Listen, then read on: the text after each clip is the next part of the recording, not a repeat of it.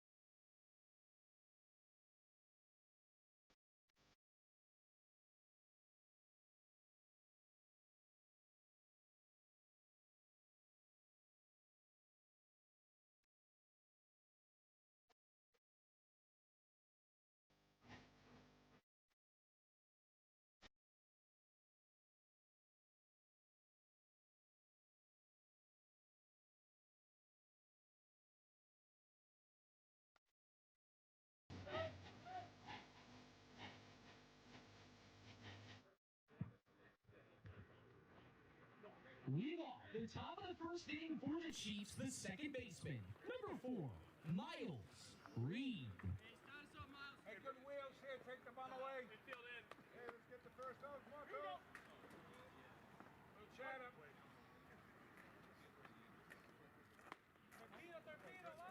First pitch, 8:03. Is he working the scoreboard this year? Oh, controls under here. Not.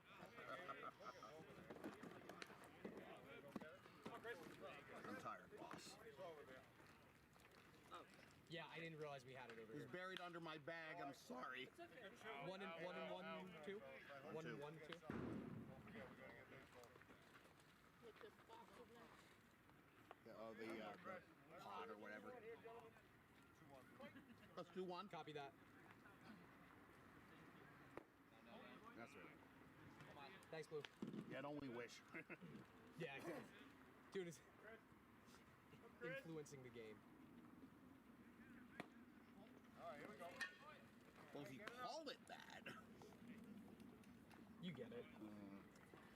Speaking it into existence since 2011. Now batting the third baseman, number 69, Teddy Juba. Third base. Fitting. Look, I don't know if it's a. I just mean more like. Yeah, he has the knees to do that. What? Continue the pun. Did you tell Chris about the stuff I spoke into existence for Teddy? That was good. What I just said was good. You love this shit. What did you speak into existence for Teddy? Wasn't it a home run? It was 2 years ago in the championship series against the Expos, and Teddy hadn't had a hit either all series or like all postseason, just otherwise struggling to that point. Yeah. And it was like it was a chance for the Chiefs to walk off. Teddy at the plate, Katrina mentions it, and then slaps a single right to win the game. Yeah, that's what it was. Yeah. Meanwhile, back in real life.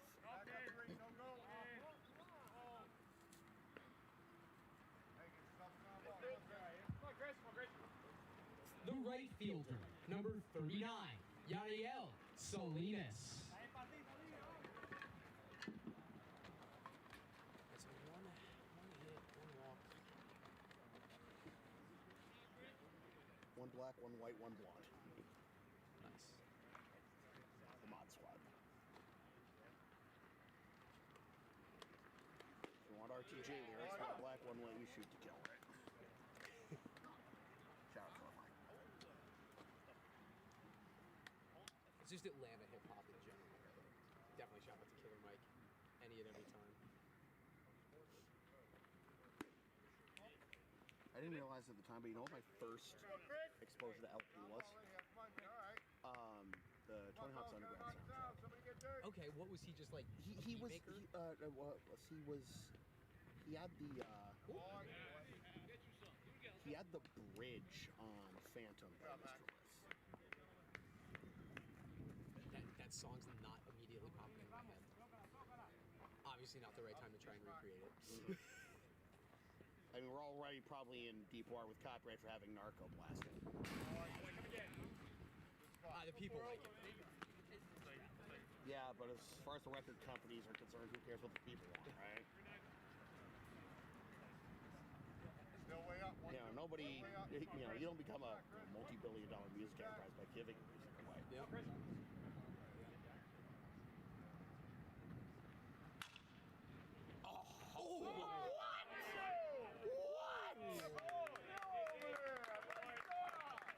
I mean, whatever prevents a run, right? Now batting the catcher, number 25, Byron Woodman.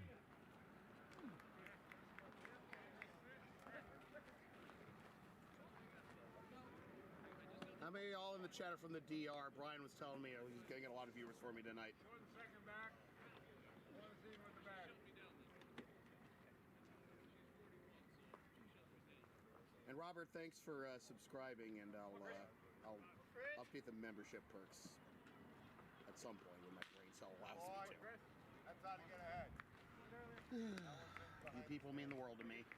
Somebody's going to get it. One of you guys will there, but don't rely on it.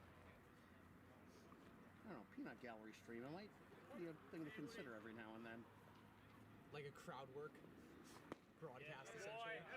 Yo, Chris. I don't know, man. Way up. Come on, Chris. Smart. Way up.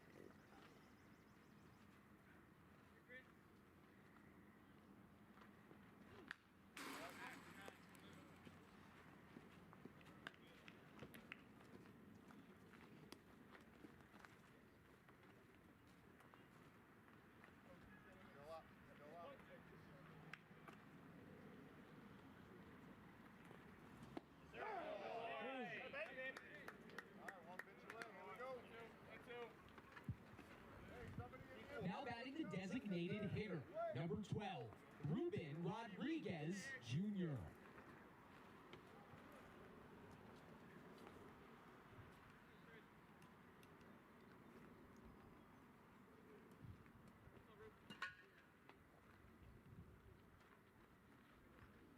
Now, boy. Oh, right.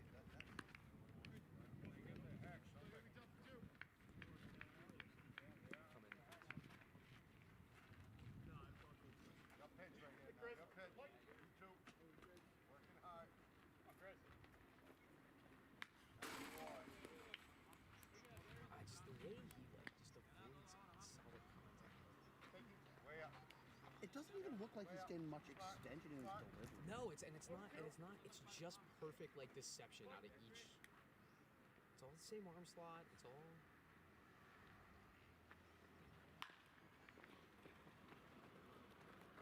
Do it. Got it. For the Chiefs in the top of the first inning, no runs on 1 hit.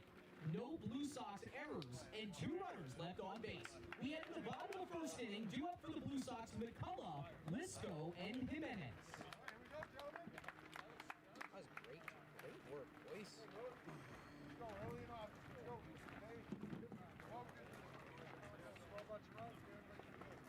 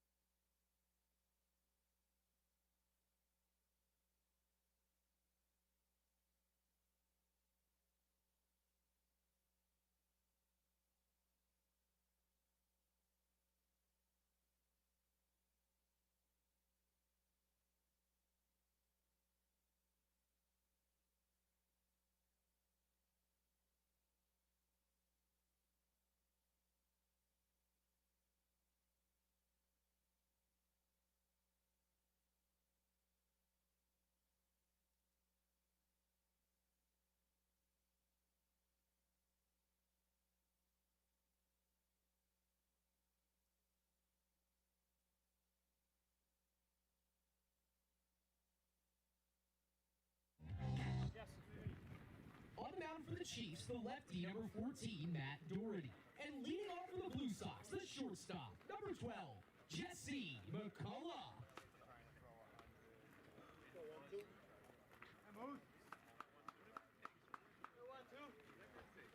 You hopping on in the second inning? Giving the people the chat stream today. Oh, it's always legit. I love it. Yeah. I mean, I'll like. Oh boy. You know, I was doing doing the firecracker showcase over the weekend, and at one field I was doing PA for 9U games, and so that's only one umpire, and we came dangerously close to losing him, like early in the day. Because of the parents. No, not because of the parents, because he got messed up. Oh, because it's He 9U. got messed up Because it's 9U. No one knows how to catch. Sorry. Over my head. No. I mean, like physical, like the umpire being like physically incapable of continuing to officiate because like the foul balls and stuff. No, it had nothing to. It has nothing to do with the players or the parents. They were actually pretty decent. It's just that, you know, if it's a one umpire game and, you know, you get some concussion or something, what are we supposed to do? Hey, 1, 2. Go, 1, 2, kid. And in this situation, like, we only have 2 umpires. I have no idea if the base umpire has his home plate gear with him. Even up, kid. Here you And go. that, Come on, Jesse. and like, that would delay the game so long, then no matter how the game plays out, we're going to run up close to, you know, lights out. Yeah. I actually think that has happened at maybe one ISO game that I have worked where the okay. 1, 2, come on. Boink. Good play, center field. I mean, Good play. you weren't here for the first inning, right?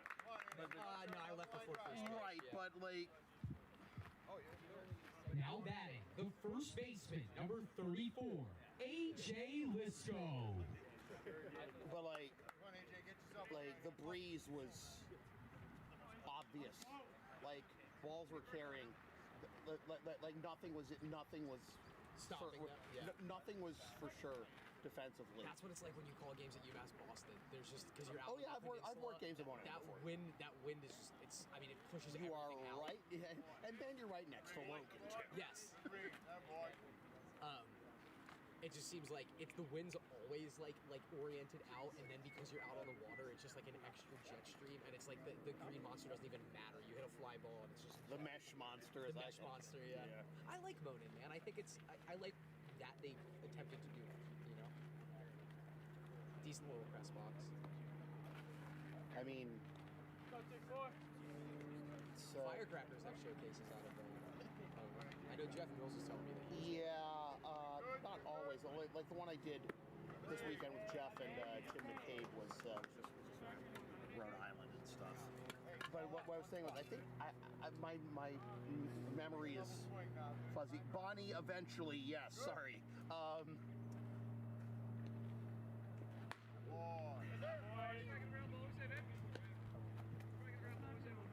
Had some things to tend to and get Reassess. get up close and personal. Hey. Why not?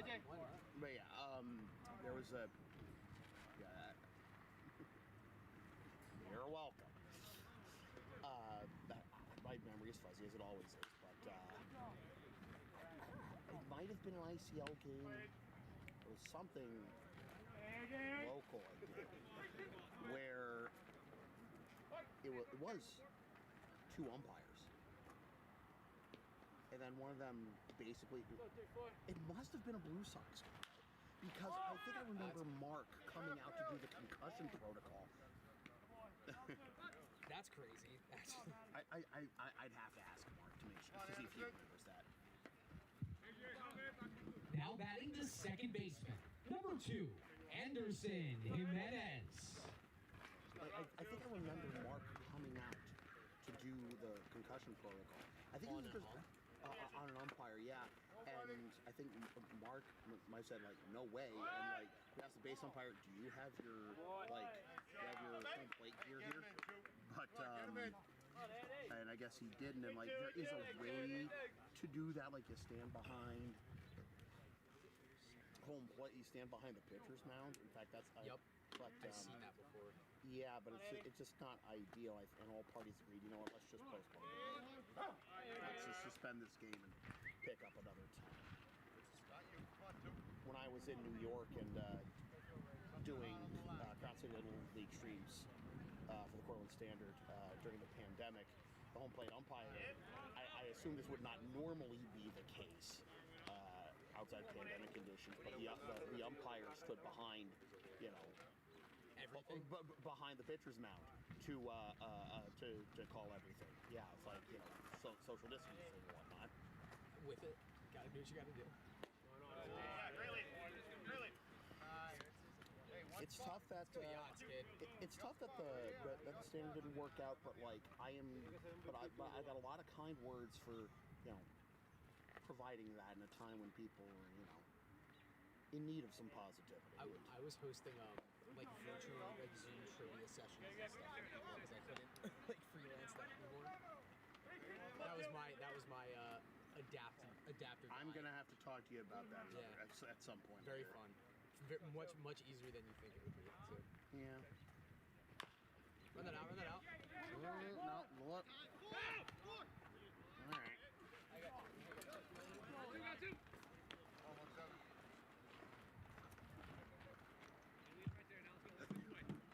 Now batting the third baseman, number 17, Eric Ramirez. Who's getting? I'll start the brawl if you're not careful. I didn't see what happened. The kid's catcher, but he gave a little shove to, I think that was Anderson.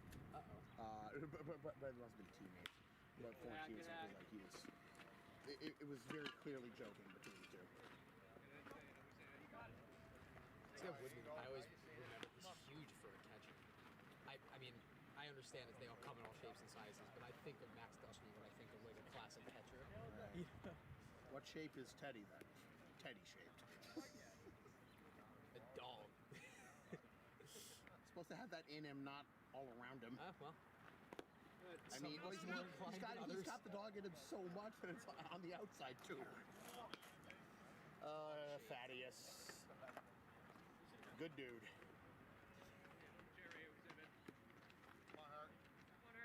Favorite ICL player that's not on the Blue Sox? He knows.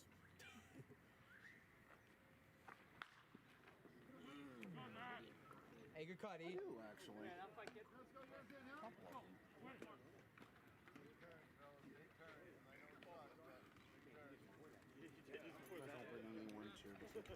Hey, Eric, Eric.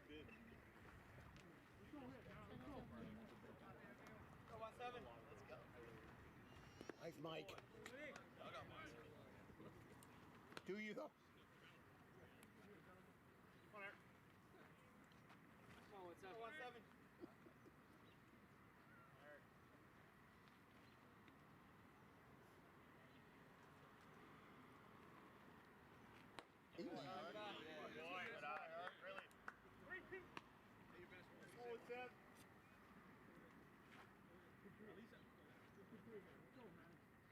Go 1-7.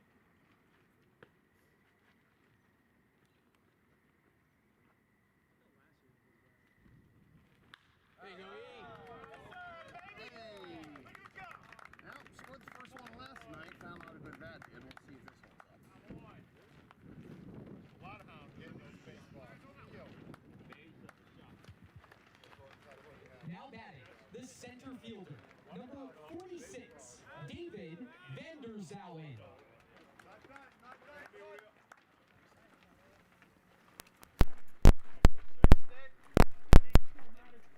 Hey, for 6. Come on, David. Come now. Oh, never. Good eye.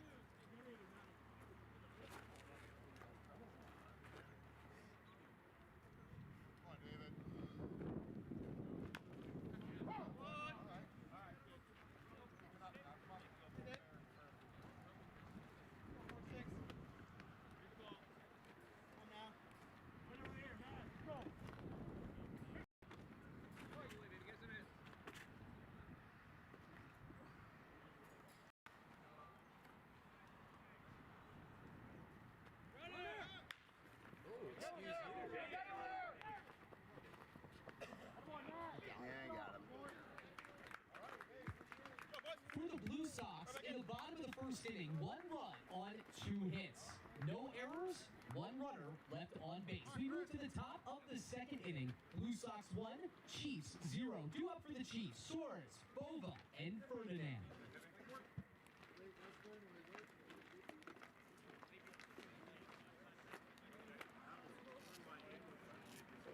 Can't have 8 balls. 8 balls? Who's passing out 8 balls? Sammy, you passing out 8 balls? Only if there's a pool cue involved. If that's what the kids are calling it these days. This used to be a family show. I think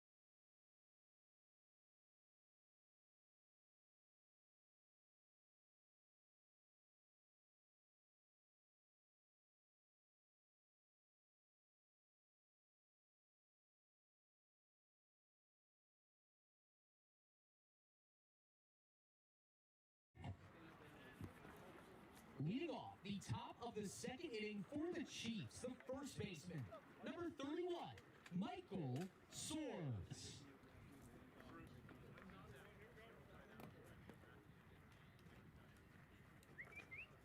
Hey, leadoff guy, here we go, fellas. Gotta get the leadoff. That stings. Check the ball, check the ball. That's great. Why though? The left fielder, number 3, Joe Bova. Come on,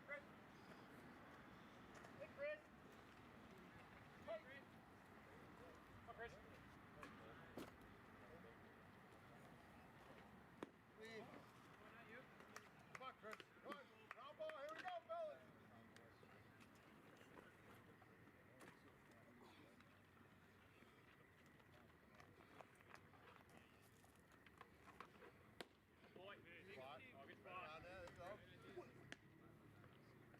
Spot. Spot.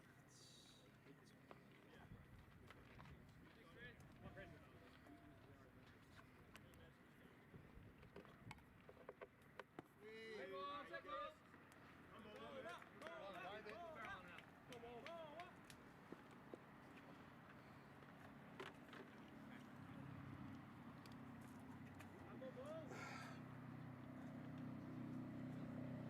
How we doing? Oh, that's definitely not what I wanted. How about? Now batting the shortstop, number 7, Tyler Ferdinand.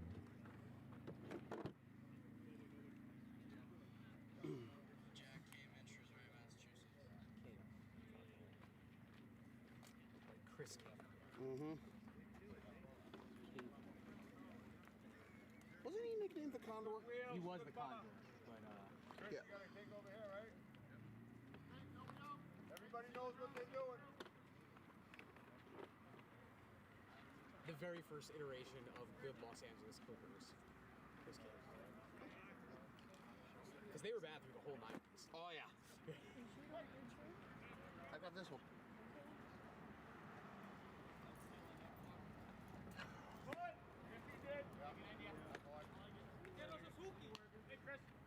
Got a bounce, 4-0. Come on, now, boy. No way, that's it. That's it.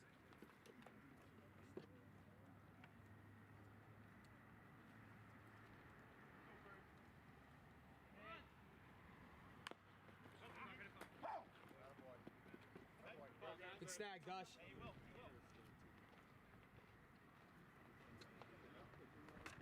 still way up. Stay on your toes. Do it again. It doesn't work. Oh, I was like, wait, what are we doing? Of course it doesn't work. It would not have been next to me unutilized this one. There we go. One way now. One before two here. The center fielder, number 98, Nick Valderio. Good wheels, good wheels. One before two. Hit by pitch. Yeah, you're right. Hit by pitch.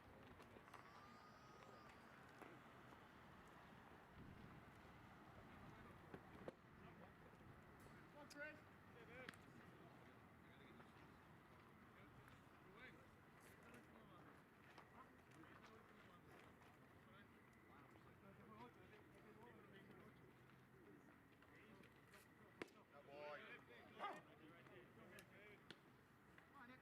Some issues with the mixer. That's all right. Haven't gotten back on play. Just trying to make sure I have the right thing to the thing. You didn't see a headset in the car while you were in there, right? Did you? In that, am I going crazy? When we moved everything into there, is there not a headset in there? There is not now. Like, was it that one that it's? It probably was just that one. So my apologies. I just remember when we moved everything real quick. Prayer as hell. No. It's a joke, kid. I'm here. I got hands. Out, out.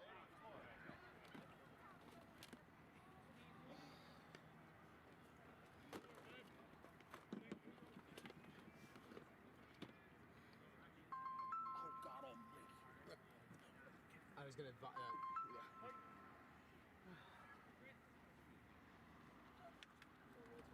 No.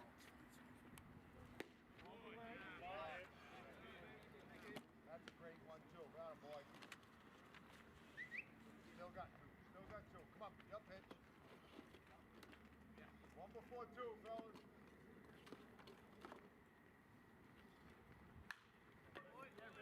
He's battling.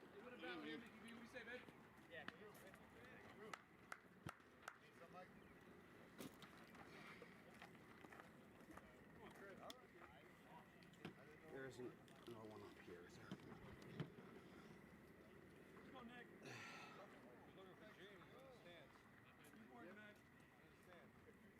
2-2.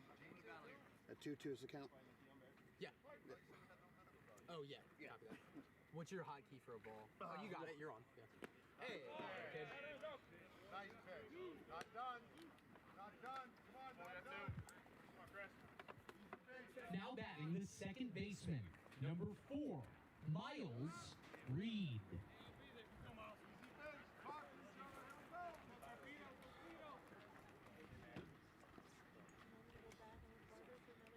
If you want, sure. Also look for maybe, like, grab whatever cables that aren't, huge, I guess. Now, looky what I found. For the Chiefs, in the top of the second, no runs on no hits. No Blue Sox errors, 2 runners left on base. We head to the bottom of the second inning. Blue Sox 1, Chiefs 0. Due up for the Blue Sox, McKiernan, Casserly, and Tarley.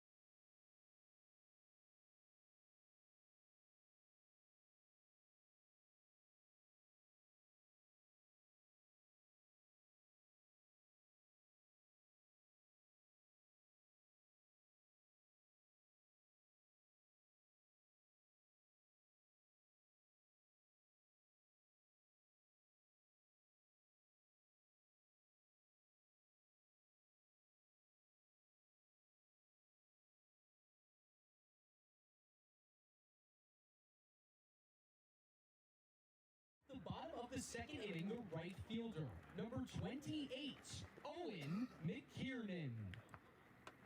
Come on, what do you say, kid?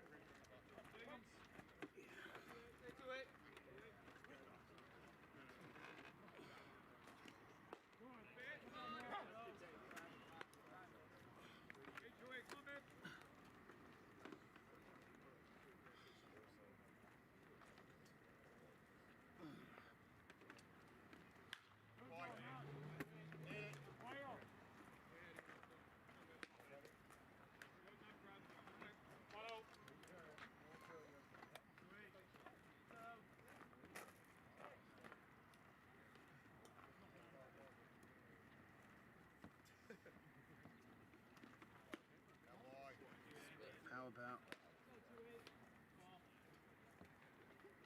Well, that? No, absolutely not.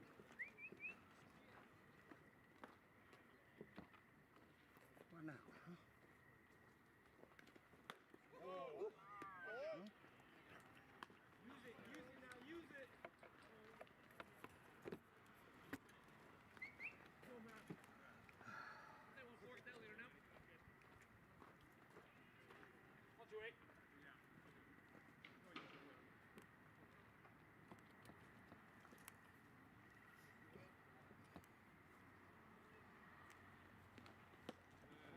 bat, kid. Bat. Heard. Hey, put a 0 for the top of the second. Yes, sir. How about now? No. Boy. Hell of an at bat. Wow. Wait, is that ball 4 already? Yeah, so he came back from down with 2. Anyways, I just wanted to make sure because you still have 2 balls in the scoreboard. The designated hitter, number 14, Patrick Casserly. Forgot to do that every half of the Get him around the third. Pat, get him around. Base hit. So do I, to be fair. I mean, it auto-generates once you get through the inning.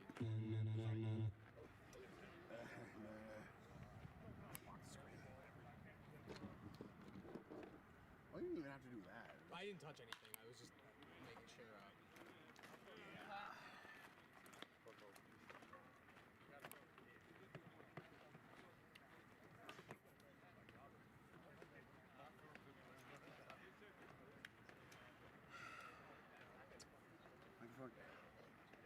Come on, come on. Come on. Square it up. Line drive. Wow, no.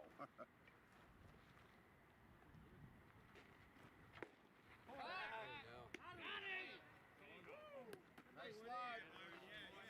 Boy, it is a good thing, actually, that I'm not trying to do too much play-by-play right now because I think I'm just have some issues. Like, y'all would not believe. Oh, no. Rest might know more than I.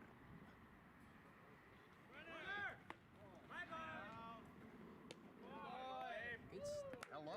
3 for 3 on the bags. Get him in. Come on. Come on. Get him in. 2 for 2. Patience, grasshopper. We'll get a third soon. 2-1, Pat. No spot now. One pitch.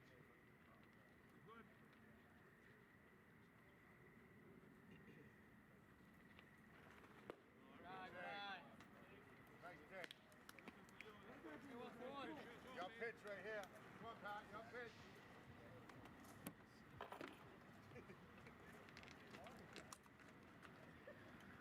You complete me. I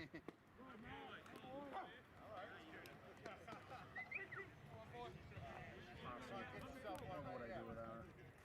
I mean, not much. I'd be dead. Literally.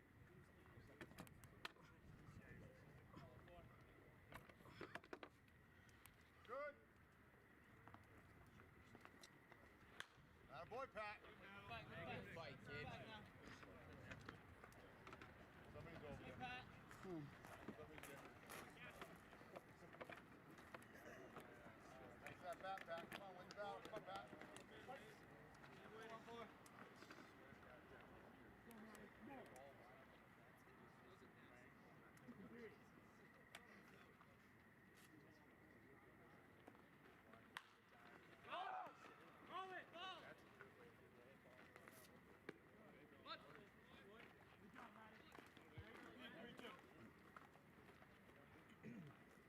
Now batting, the left fielder, number 11, Cooper Tarley.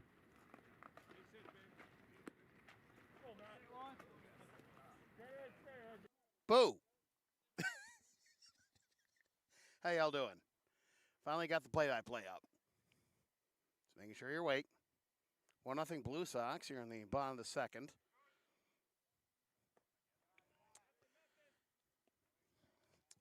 Pitch is low for a ball to Cooper Tarley. His first season with the Lexington Blue Sox.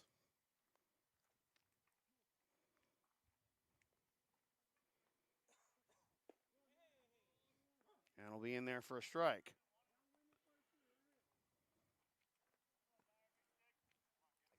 Mm-hmm. 1-1 is the count to Tarley. A William and Mary commit from Newton. Plays prep ball at Belmont Hill.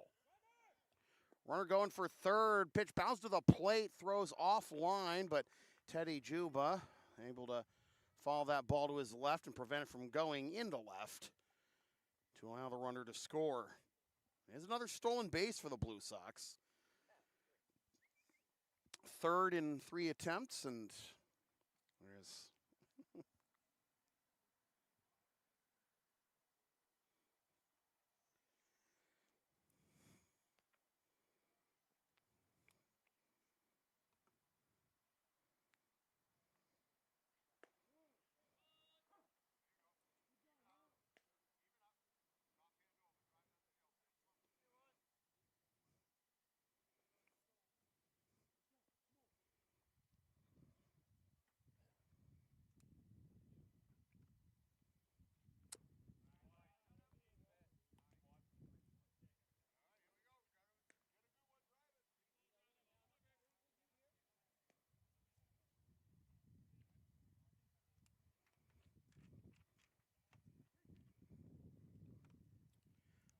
full count.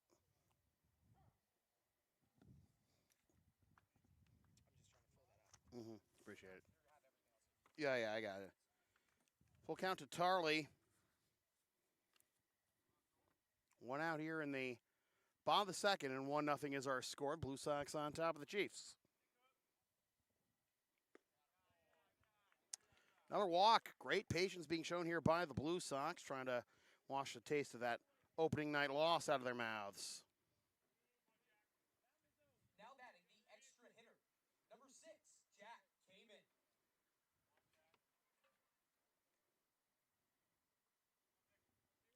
Here is Jack Kamen. Cameo appearance in last night's game late in the loss to the Lexington Bulldogs. Of course, the Blue Sox and the Chiefs going back to facing off in the ICL Championship Series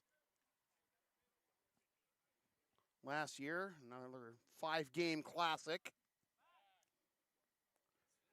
A very nonchalant throw to first to try and keep Tarley honest, and nearly lost it completely. 1-0 is the count to Kamen.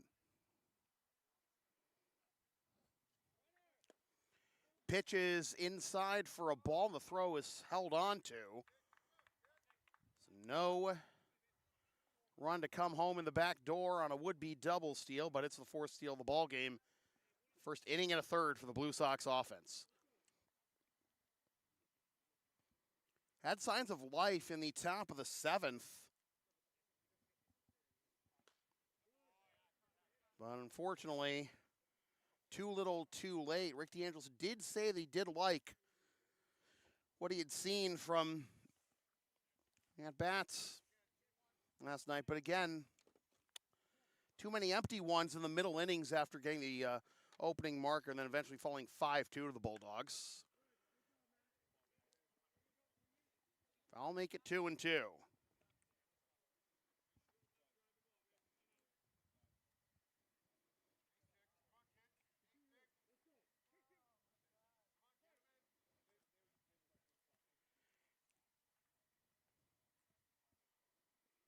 Meanwhile, the Chiefs coming off an 8-2 win over the Mad Dogs last night, and we'll see the Mad Dogs here at center field on Friday night.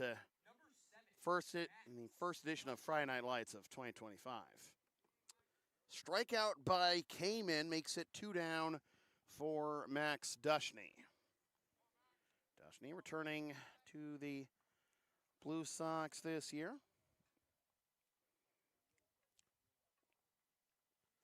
His second year with the team, and slash 207, 500, 241 last year with a double and 9 ribbies. He is a very tough out at the bottom of the lineup, and also a very good catcher on top of that. Even the count right now, 1-1.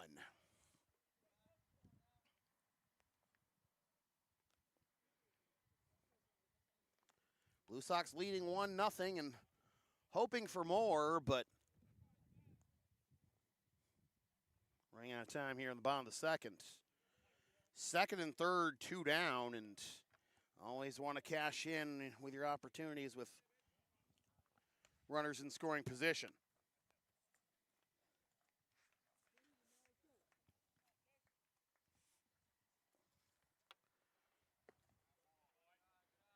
3-1 is the count to Dush.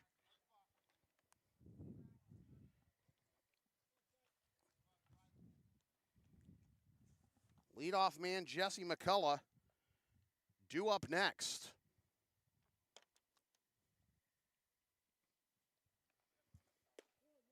And that's on the inside edge for a strike to fill the count.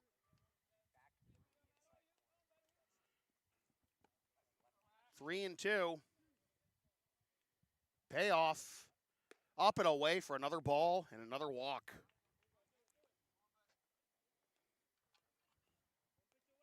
The shortstop, number 12, Jesse McCullough. Lineup turns over for Jesse McCullough.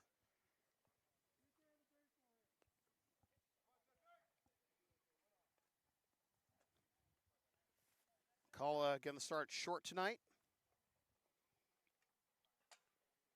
Now see, last night was 0 for 3.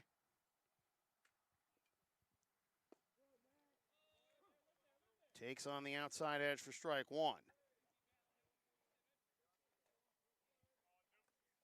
McCullough has played in 13 games and this now his third year with the Blue Sox, and he has a 944 OPS.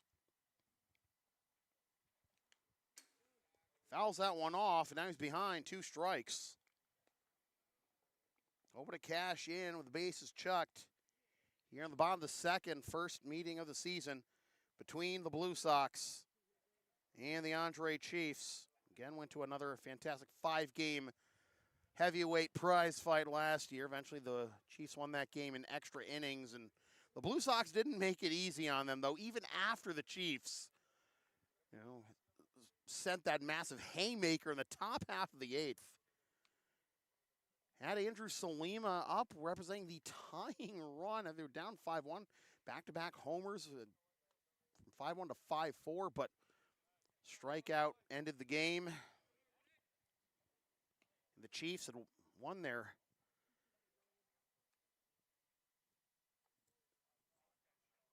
second consecutive ship.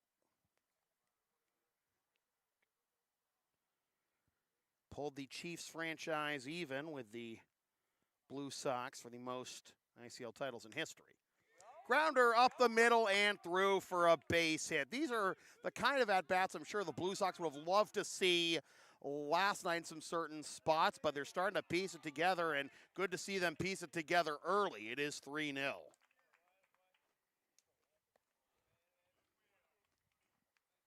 batting for the Blue Sox, the first baseman, number 34, A.J. Lisco. So here is A.J. Lisco for the second time. A 2-run single by Jesse McCullough. Nearly cleared the bases with a slight little bobble in center field. Uncharacteristic for the Chiefs' defense, especially the outfield defense, which has historically been so good. And that'll be at the knees for a strike, 0-1.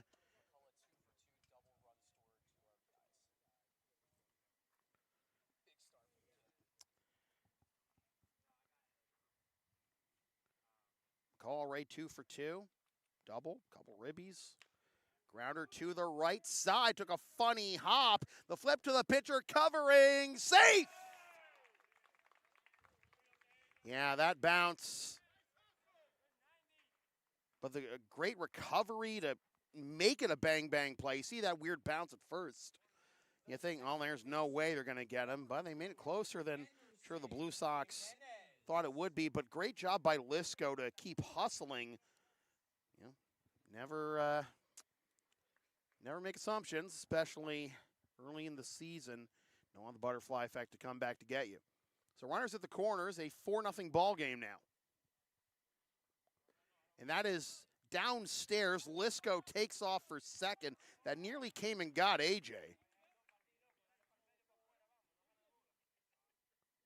That'll be second and third for Jimenez.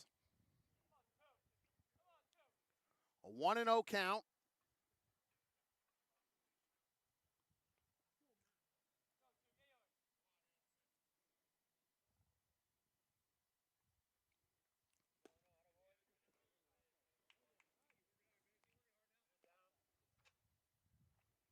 Matt Daugherty, the Chief starter and making his Chiefs debut, in fact.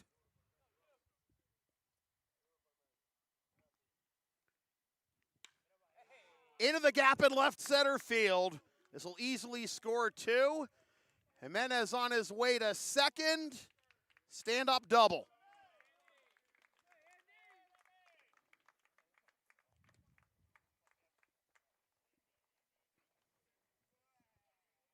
The third baseman, number 17, Eric Ramirez.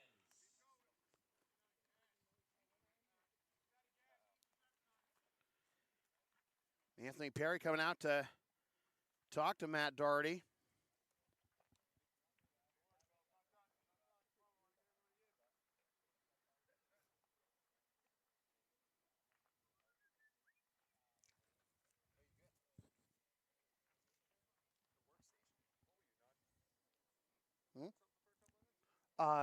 Yeah, just issues with the microphones. We just had the railbirds for the sounds of the game and such. But thanks for the urging, Mrs. Vanderzalen. You got on time for her, for David. I mean, that was actually intentional. Yeah. All right, I guess I'm best. Might. He's not even David Vanderzalen.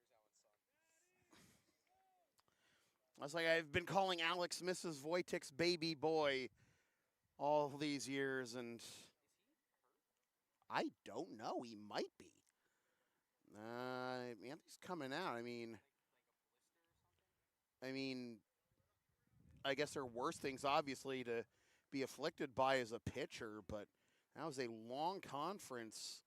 Yeah, because the other wasn't rushing. No, absolutely not. But we'll see. I guess it's gonna be a matter of how he feels after this. He doesn't even want warm-up pitches to make sure, which is interesting. I think he's like one of the only pitchers they have. Oh boy, yeah. Oh, that is definitely a thing to consider there. If he, 18-year-old who pitches U18, they didn't realize he was going to pitch last night. Inside info that Perry told me. So now y'all know. y'all copy that little note from Chris Del Sordo? Anyways. God. I wish.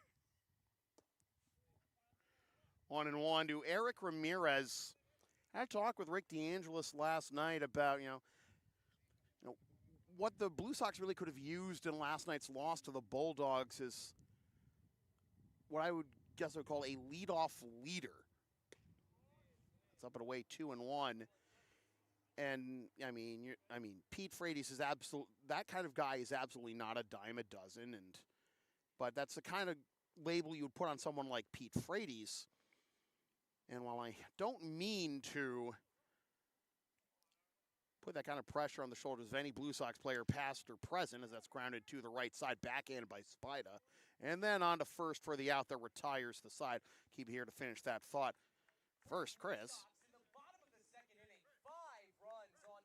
Four hits, no errors, one runner left on base. We move to the top of the third inning with the Blue Sox leading the Chiefs 6-0. Due up for the Chiefs to the top of the third, Juba, Salinas, and Woodman. I think the guy that fit that mold on last year's Blue Sox. I forgot this part.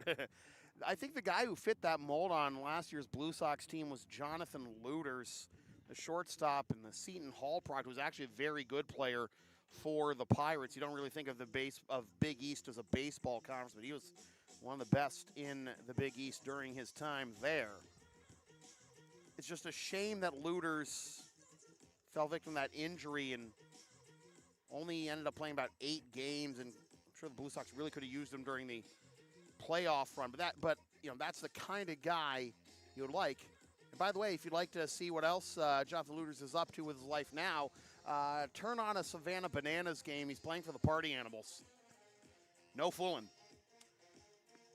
But going back to what I was talking about with Rick about, who could that guy be for the Blue Sox now? And he said the guy who's just at bat, Eric Ramirez, but he's the kind of guy who he would like to not have in the leadoff slot, but in the 3 or 4 slot. And more on that later.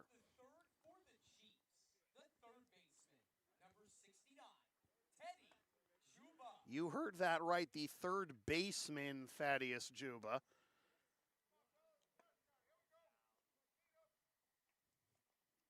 I mean, you can only alternate between catcher and DH for so many times, I guess. 0-1 is a count to Teddy. After a 0-2 is a count. After a Blue Sox win over the Chiefs last year, played Party Hard by Andrew W.K. as Teddy pops that one up into right. Again with the breeze, no gimmies, but that is caught for out number 1. Played Party Hard by Andrew W.K. for the victory song, and then Teddy came up to us after that it ended and said, "I'm probably the only person in the history of this league who's ever seen Andrew W.K. live, and now I never want to hear that song again." Like you guys are, look, you guys can use it as your victory song too. We don't care. I mean, like, multiple hockey teams use Zombie Nation as their goal song and so on. Swing and a miss. Chris won it, putting in work. 0-2 is the count.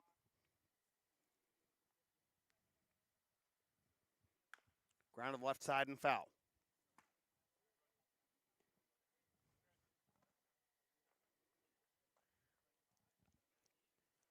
Last night they had the raining, well, can't really say raining anymore. Raining with like a rookie award. Nice throw from short, 2 down. Not like you can win it again. Last night the Blue Sox put the last year's rookie pitcher out there in Matt Draper, and guy who won it the year before is the guy on the mound right now. Chris won it.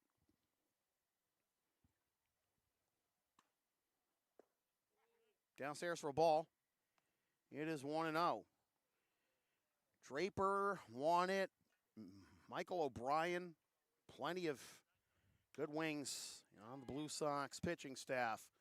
The Bermuda Triangle down the right field line. That'll get down for a base hit. Perfectly placed there. Keeps the line moving. The designated hitter, number 12, Ruben Rodriguez Jr. Here's Ruben Rodriguez Jr. Went 1 for 3 with a couple of runs and a walk in last night's win for the Chiefs over the Mad Dogs. His second year with the Chiefs. Last year, posted a slash line of 389, 459, 556, with 5 doubles, 2 triples, 21 ribbies, and 6 steals in as many attempts. Off to a reasonable start. His performance last night. Inside out swing the other way, and the plie is on it, is not enough to haul in the catch, and they nearly got the runner at second, overrunning the bag, but it is first and second now with 2 down. The first 2 were retired with relative ease. The first baseman, number 31, Michael Soares. Here's Michael Soares.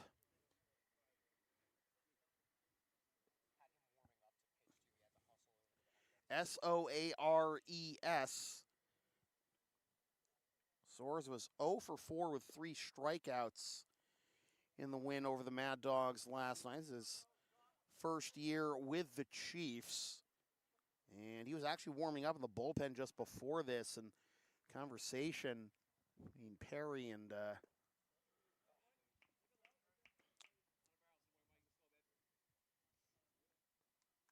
his starter, Matt Doherty, about, hey, listen, you're gonna have to take one for the team tonight, basically, because we have very few options for pitchers. Grounder the other way. Funny hop towards second, but fielded and on to first for the out. That retires the side. Chiefs in the top of the third, no runs on 2 hits. No Blue Sox errors, 2 runners left on base. We head to the bottom of the third inning. 2.5 in the books, 6-0 Blue Sox. And the Blue Sox hoping to pick up their first win of 2025.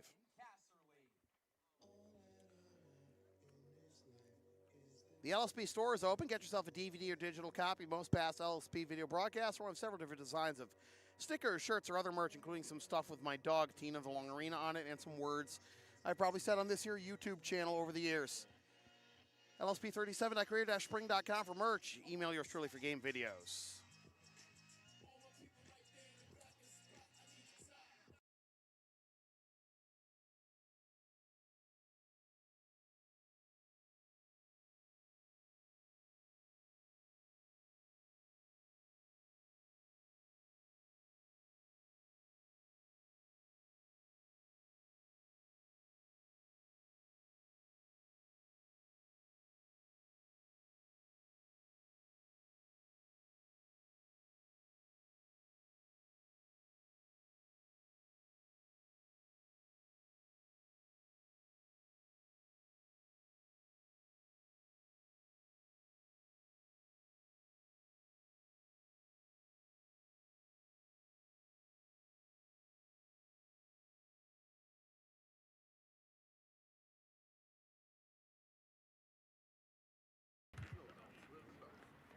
Defensive change for the Chiefs, entering the game from the designated hitter position to play first base, number 12, Ruben Rodriguez Jr.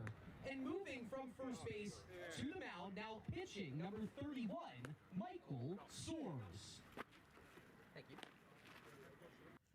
So Soares, as I mentioned before he took his at-bat just now, was warming up in the bullpen, and this is why he is now on the bump for the Chiefs. They have lost the DH spot as Rodriguez has now gone to first base. And according to Anthony Perry, the Chiefs are going to have a new pitcher every inning the rest of the way. Their intended starter tonight, from what I understand anyways, unavailable because of a U18 game. So it goes. Yeah. That's summer baseball. Yep, exactly. But you know, if he's you know on an 18U squad, but he's also on the Chiefs, that's some good talent coming down the pipe for Andre. Absolutely. Then again, we had Sal Frelick on this here diamond for a handful of games over the years. So who knows? Maybe those two will see each other in the future.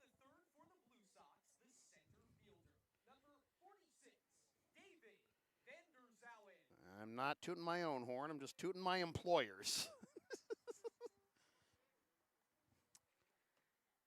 I mentioned a lot, but you know, I had the. It's funny that I actually worked several of Sal's Lexington High football and hockey games, but never his LHS baseball games. Only called a couple of Blue Sox games that he had played. Not that he had played a whole lot of them, because at the time he would not be occupied in his baseball career. He could play for the Blue Sox. He was still a high schooler. Stroked in a left center field, but that'll be caught for out number 1. I was kind of too wordy with that, so my apologies.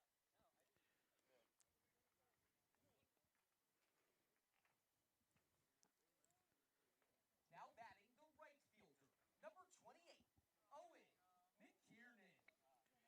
Here's McKiernan.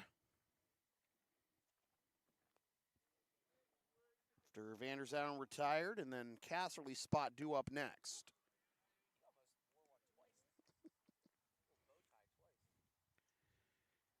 This is a scary prospect.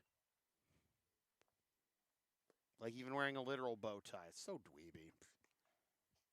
Said the Magic the Gathering player.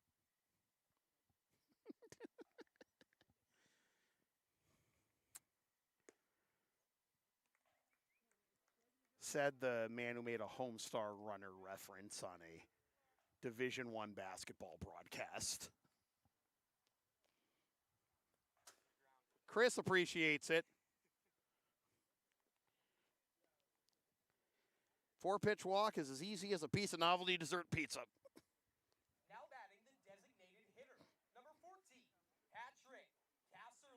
Like, at what point do I start trying to make you break and others break during these broadcasts? Like, others have tried to make me break. Like, I don't mind it, though.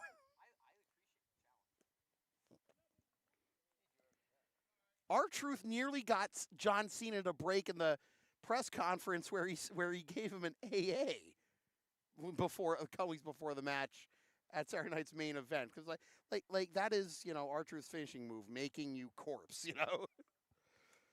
And this like.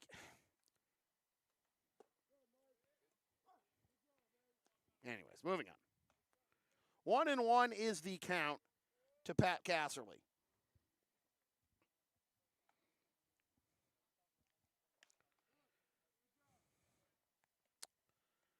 One and two as that's fouled off.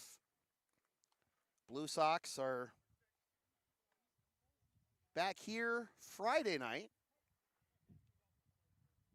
And will be at Ferrolo Field in Woburn to take on the Middlesex Expos on Monday, June 2nd. The last time, I believe, that the Blue Sox played a game at Ferrolo was back when the Mooney Dental Tanners were still in the league. I don't know offhand if they've played a single game at that particular park since. I know where it is, and I remember what it looks like 10 or 15 years ago. Times they are changing, right? Runner in scoring position, full count to Casserly. Outside for another ball and another walk. The left fielder, number 11, Cooper Tarley will settle into the box. Again, he's a Division I commit at William and Mary starting in the fall. And obviously, you never want to be in this spot as a baseball team in general where just by necessity you have to, you know, do a merry-go-round on the field with your players, which means some of them pitching that you would generally never give a single inning over the course of the season. The one upshot of such a situation, however, first here's the 0-1, 0-2, is that if you ever find yourself in this kind of situation again where you are short for arms, or you just need someone to do like mop-up duty if just nobody has it on a particular night, you understand who you can count on to get outs. Maybe even the most dire of scenarios. And as this inning has progressed, it has looked a little better here on the mound.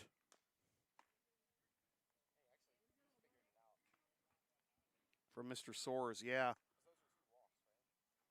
And a wild pitch, too, right? That got him to second.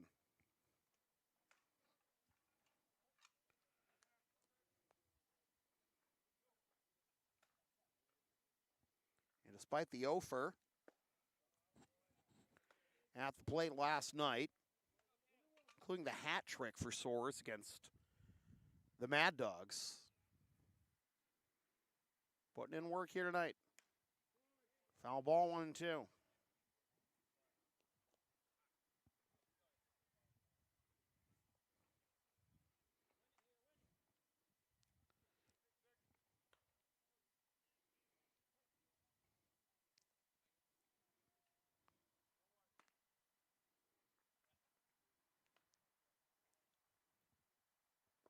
Down in.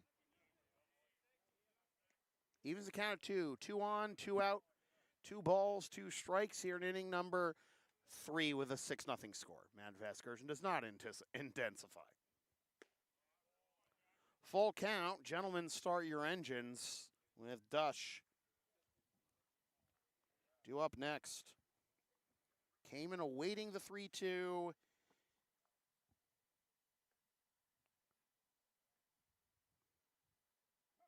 And time granted to Kamen. Waiting a bit too much long for his liking, I guess. Ball bounces to the plate. And another walk. Bases loaded, 2 down for Dush. The catcher, number 7, Max Dushny. He only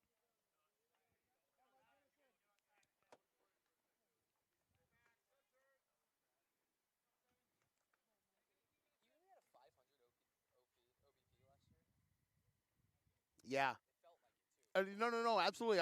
It was something. It was something I talked about a lot more as the noticed more and more as the season progressed. Like, all those walks and plunkings he took, beefed up that OBP.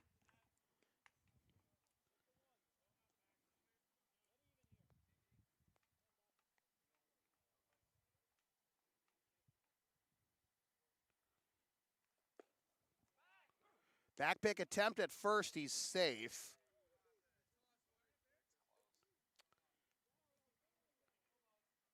Dush did not qualify for the league batting leaders last year because he didn't have enough plate appearances.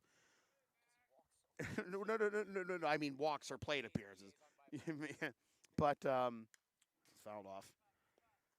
But if he did, he would have led the team, the Blue Sox, in OBP and would have been tied for 6 in the ICL with one Thaddeus Juba in the opposite dugout, as well as Hector Peo and Sean Nestor. Up the middle, do they get the force? They did. And the man in the middle for the out that retires the side. No runs come across in the bottom of the third. To the fourth we go. 6-0, Blue Sox. 3 runners left on base. We head to the top of the 4th inning. Blue Sox 6, Chiefs 0. Due up for the Chiefs, Bova, Ferdinand, and Valderio.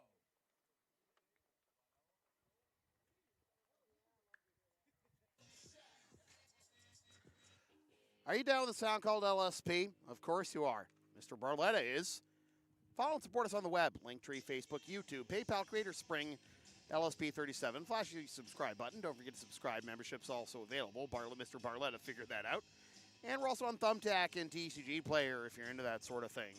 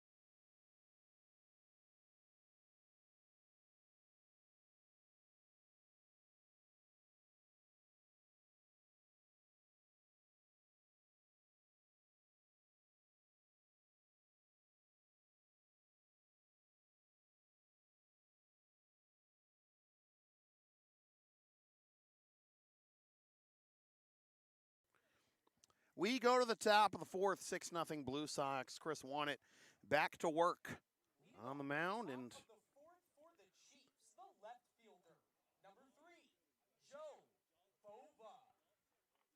Joe Bova will lead things off for the Andre Chiefs. Swings at the first pitch, grounds it foul, strike 1.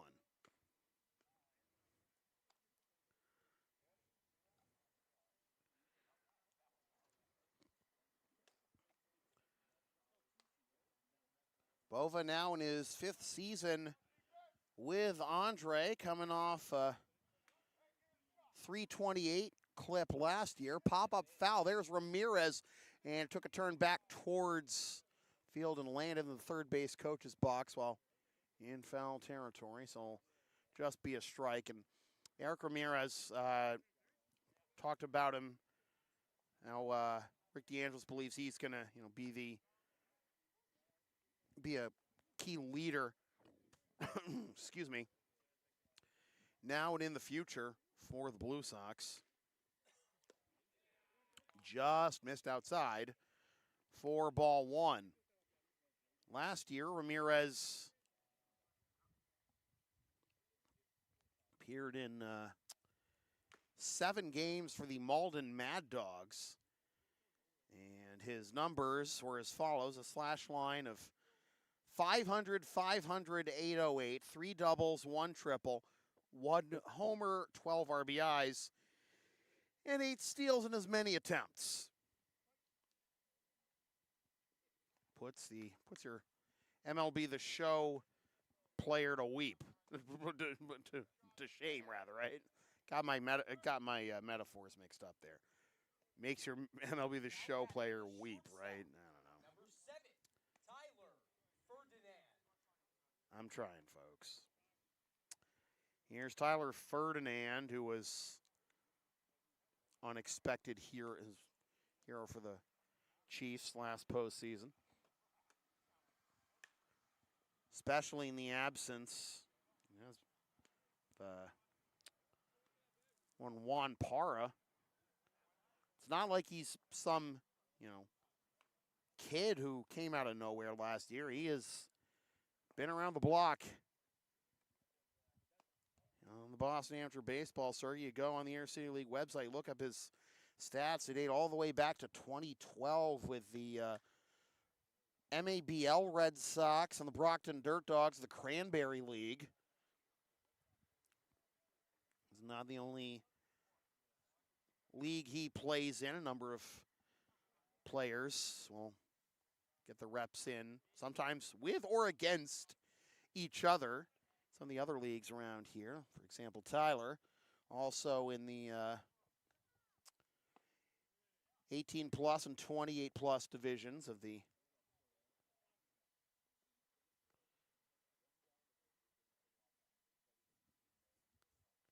MSBL, and the Metro West Royals of the Metro West League, and he's played in the Park League for the Boston A's back in 2023.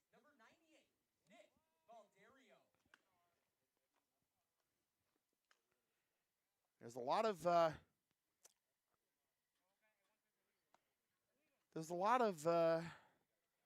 things you can learn.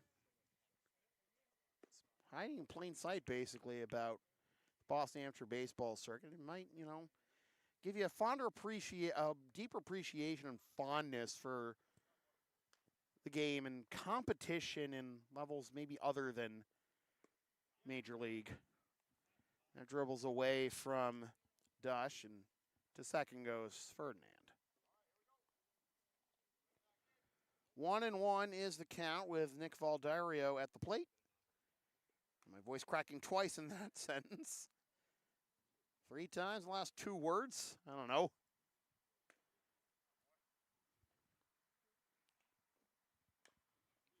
We'll dribble up the third base line, and Ramirez allows it to go foul. Again, some laudits from his teammates. And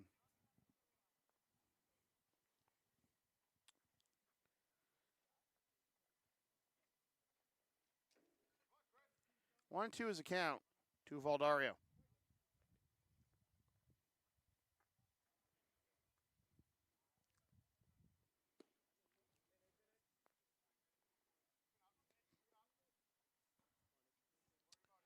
Two and two.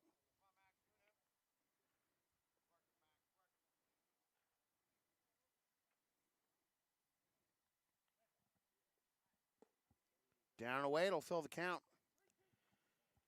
Valdario for the Chiefs last year.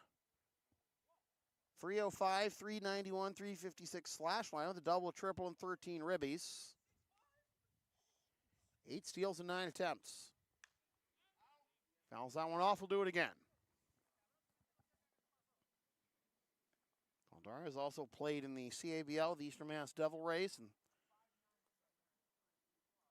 before joining the Chiefs, played a couple of years for the Somerville Royals here in the ICL. On the outside corner for strike 3 called.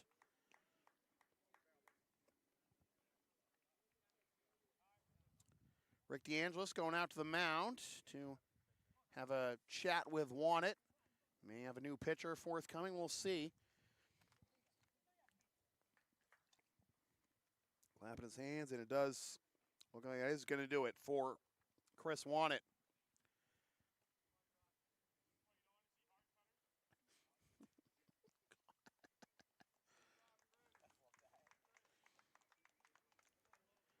Wannett in his third year with the Blue Sox. Mentioned he was the rookie pitcher of the year in the ICL 2 years ago. Last year, performed even better than he did in his rookie campaign. .62 ERA and a 3-1-1 record in 30 and a third innings.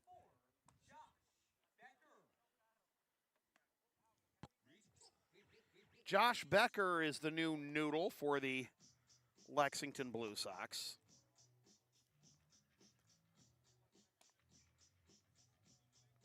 Right-hander making his Blue Sox debut in this one. Burlington native and a product of UMass Lowell.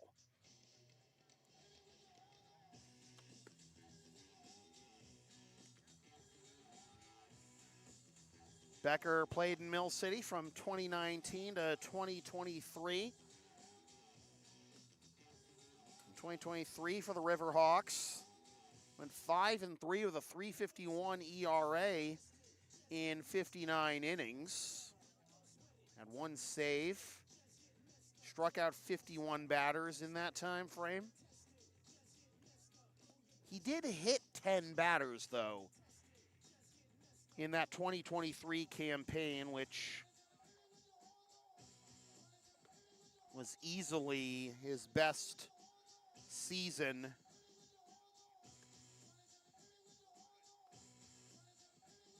with the,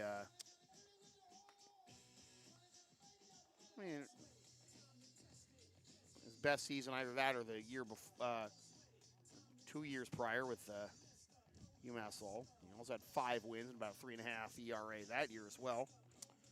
Also had a stop with the Vermont Lake Monsters, the NECBL. Vermont Lake Monsters win the Vermont Expos changed their name to the Vermont Lake Monsters while they were still a New York Penn League team, and thus a pro team rather than an NECBL franchise. Spida, Miles Reed, settles into the batter's box. The Vermont Expos were the last pro team to sport the Expos name. Still kept the name Expos even after they had the Montreal Expos had moved on to Washington, D.C. and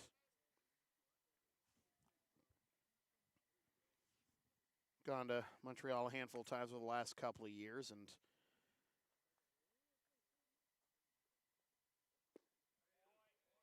Reed looks at a strike and looks back at the umpire. 1-1.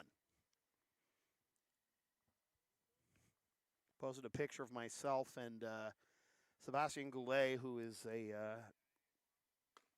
PA announcer for the Montreal Canadiens AHL team, Laval Rocket, and also fills in on PA at Bell Center. Posted a picture with, and I was wearing a Blue Sox shirt. Chris noticed that, and funny thing is, though, I'm not the first one to, rep the Blue Sox in La Belle Provence. Sway, Borja, Jules all have me beat in that regard. At least consciously. I'm sure I wore some Blue Sox garb years and years ago while I was there for a weekend or whatever. 3-2 to Miles.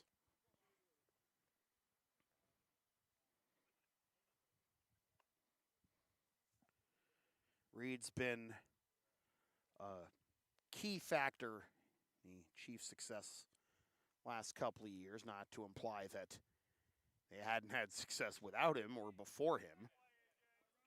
When he's turned to one of the best players in the ICL, unfortunately, he pops up into foul territory just before it went onto the gravel path, which would have been out of play and thus kept the AB alive. Alas, we are halfway home. 6-0, Blue Sox.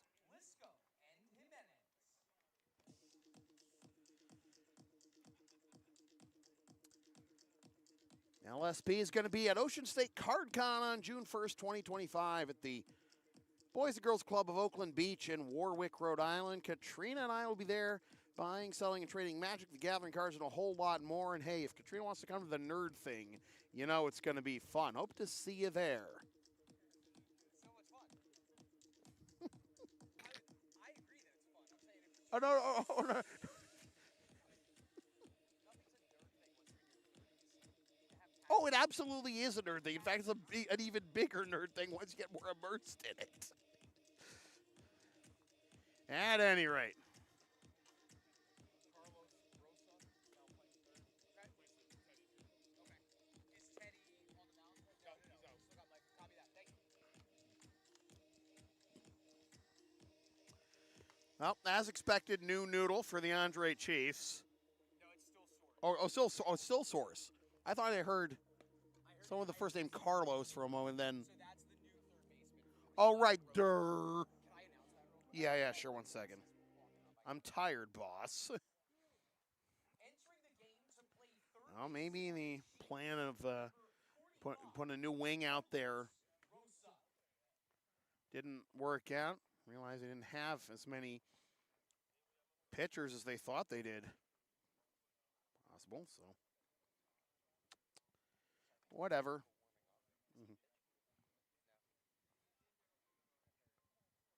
Who, Teddy? No, he can't re-enter at this point.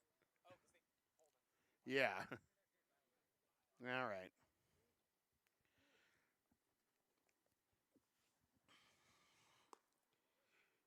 Can be difficult sometimes, especially at this level when the game is pretty much no longer in doubt. The team on the short end of the stick, be shuffling things around, and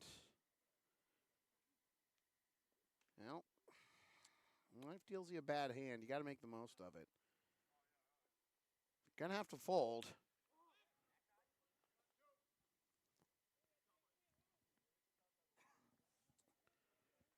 Don't just roll over so easily. Fight to the last pitch, right? The first baseman, number 34, A.J. Lisco. So after a quick pop-up by McCullough, here's Lisco. First time AJ's been retired tonight.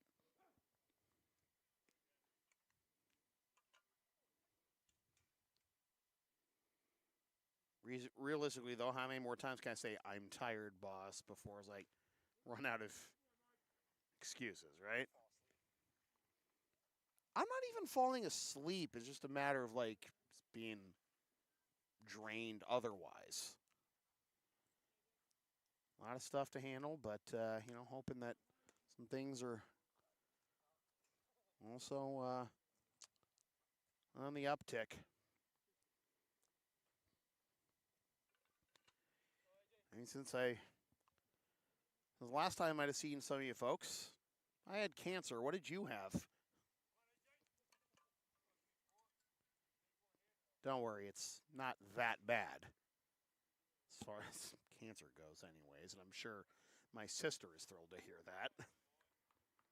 1 and 2, but, I mean, it still sucks. It may be treatable without the nuclear arsenal, but there's still a stigma around it. Lisco putting a stick into that ball on his way to second. Nobody there to cover. He might have thought about going to third, but takes the one-out stand-up double. The second baseman, number 2, Anderson Jimenez. I saw that.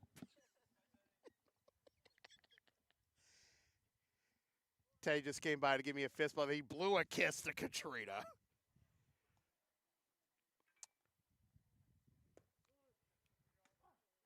This is how this is how soap opera plot lines get started, right?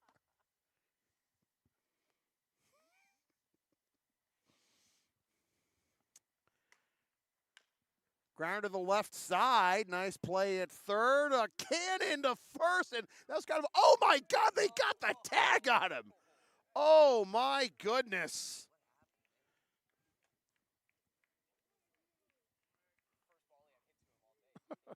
Yeah, I mean, hey, you come in the game first, the ball finds you, and Rosso with a seed from foul territory at third base. The throw was offline. First baseman had to come off the bag to get it. The thing that might have done AJ in that situation was the fact that he like slowed up to try and get out of the throw, which I think is fair. Oh yeah, that too. Like he understood that the throw was offline, but misjudged it because I mean, can you blame? He had his back turned, he had his head turned to where the ball was coming from. Yeah, you got the. You got to use the nonverbal cues, as it were. Tag on the extra point, right? But anyways, Ramirez to the plate, 1-1, 2 down. Strokes this one into center field, and that'll drop for a base hit. In from third is Lisco. It's 7-0.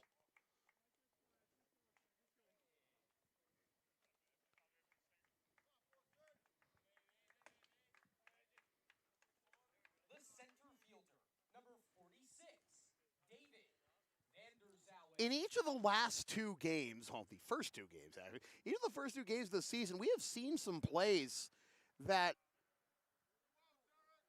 really had no business being out the way they started, and yet fortuitous bounce or some nice hustle turned to some nice defensive plays, and that one, Blue Sox got the short end of the stick, but all things considered, not at all the case. Tonight is 7-0 here, the bottom of the fourth, trying to pick up their first win of 2025. Ramirez with the base hit to bring in Lisco for the ribby. And now he's at first. And now a late break to second as the catcher was still looking for the ball. Ramirez, I wouldn't blame him if he held there. It's 7-0. It's the bottom of the fourth with 2 down. You never want to make the last out on the bases in a situation like that. And also, don't want to just get too greedy, just generally speaking, be a team player and everything, especially if Rick Dean's is going to be leaning, I need to be a leader. But he did the right thing, and now he's got a read on this one as he takes off for third. Remember, 2 downs, he can keep running. And it's a good thing he did.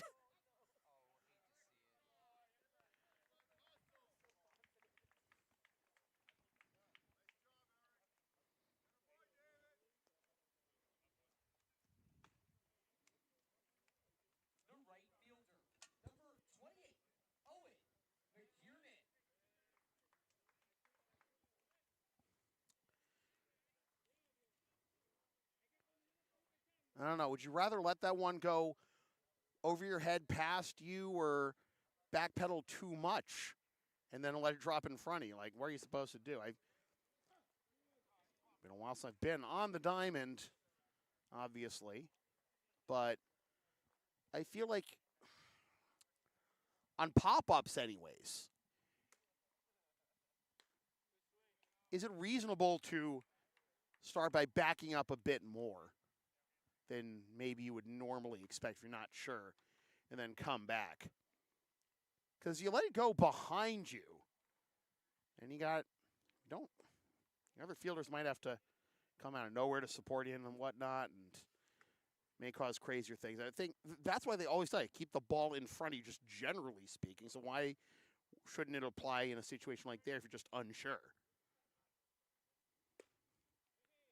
I mean, better that than, a Keystone Cops double or something, right? 2-2 with 2 down, 8-0 is our score. Kiernan fouls that one off.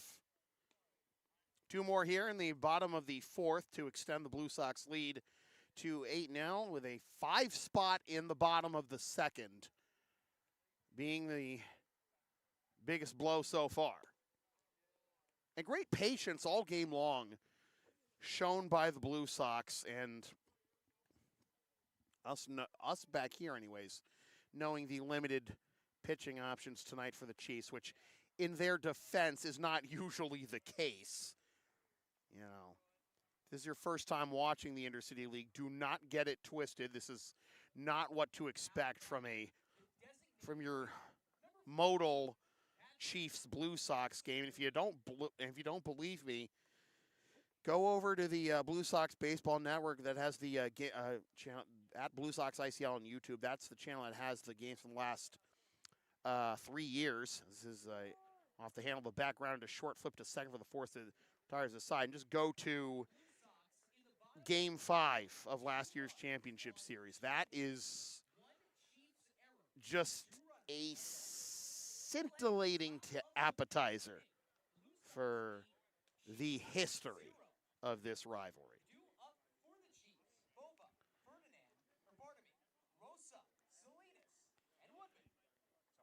You're all right.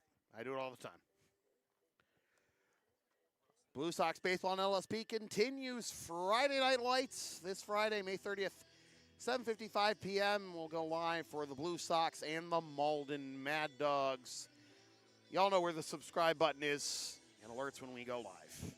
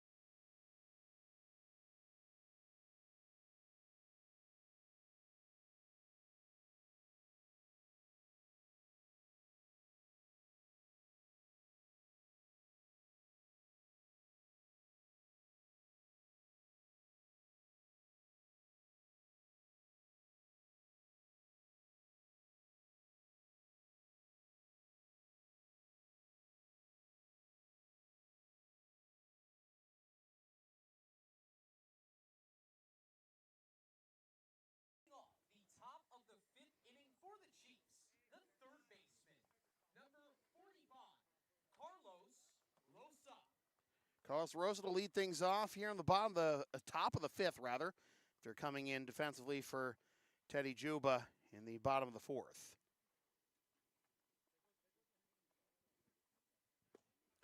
Swing and a miss. Strike one. Josh Becker back out there. Down low. And Becker, UMass Lowell product, graduated in 2023. Here with the Blue Sox now, his first year. And gets a strike on the low inside corner. 1-2. Talked about the pipelines the Blue Sox have found, especially in recent years with Tufts and UMass Lowell, but Bentley was basically a Blue Sox feeder team, as it were, for a certain period of time. That's swung on and missed for strike three. The right fielder, number 39, Yariel Salinas. Steve Gath, Ross Curley, among others. Well, Roscoe's ICL career didn't start with the Blue Sox. Started with the Cassell Club, which was the final couple of years of their existence, was the arch rival for the Blue Sox that the Chiefs have fully become since. Swing and a miss. Morning, good afternoon, and good night. 2 up, 2 down. The catcher, number 25, Byron Woodman. It's funny, though, that at least in my time covering the Blue Sox, there's only been hasn't been a very strong pipeline to the Blue Sox from Rick's alma mater, Holy Cross, but Thomas Russo and Alex Wojtek, of course, two of the most pivotal players for the Blue Sox latter half of the 2010s. How do you do, fellow kids? Coming from Worcester. Of course, no Alex's playing days behind him. Eric Ramirez. Oh! Hey, I told you what Rick said about Eric. Errors and no runners left on base. We head to the bottom of the 5th inning. Blue Sox 8, Chiefs 0. And I understand why, right? Kamen and Dushney. Bottom of the 5th coming up. LSP and Shipping Shield are partners in card. Shipping Shields are the eco-friendly sports and gaming card shipping protectors trusted by yours truly, made in the U.S. and Canada on 100% recyclable cardboard. Use the codes and the URL on your screen or in the description for a discount on your order. We may receive a commission on those orders, but we thank you for your continued support of whatever this is. Can I get a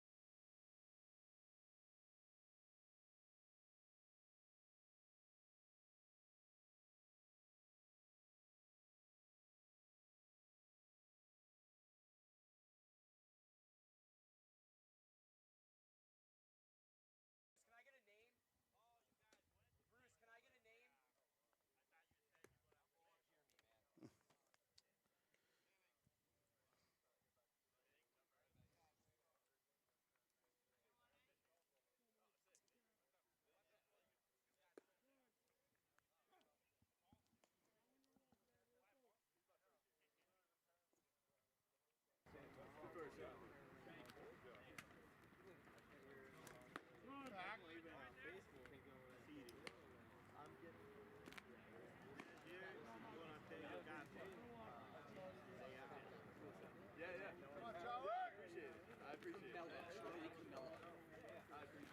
Different number on the roster. Entering the game, pinch hitting here in the 8th spot, number 18, Charlie Camella. Charlie Camella will get his first at-bat as the Blue Sox. And it's 1-2 as that's popped up to the left side and drops, nicking off the glove of the catcher. Will remain 1-2.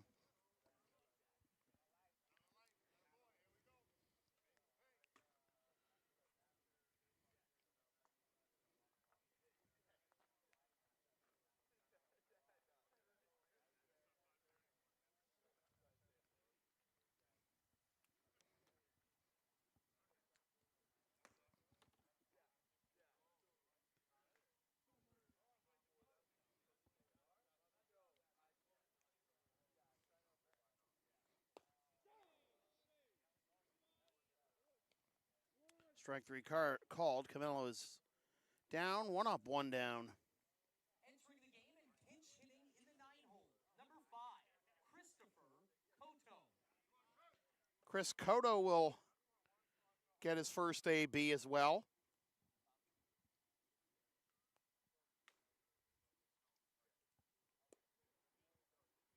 And this is inside for a ball. 8-0 is our score. The Blue Sox trying to finish this one off. 6 defensive outs away from their first dub of the season. We'll have tomorrow off. Looking at the forecast, probably everyone will.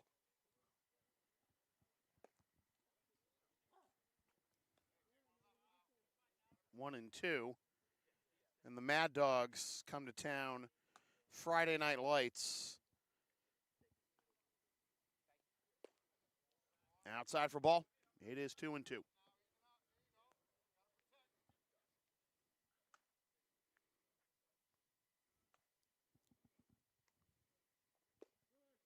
Swing and a miss. 2 up, 2 down.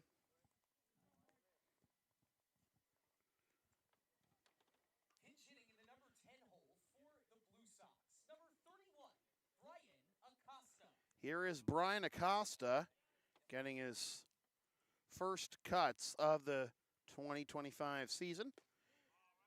And he cuts and misses for strike one.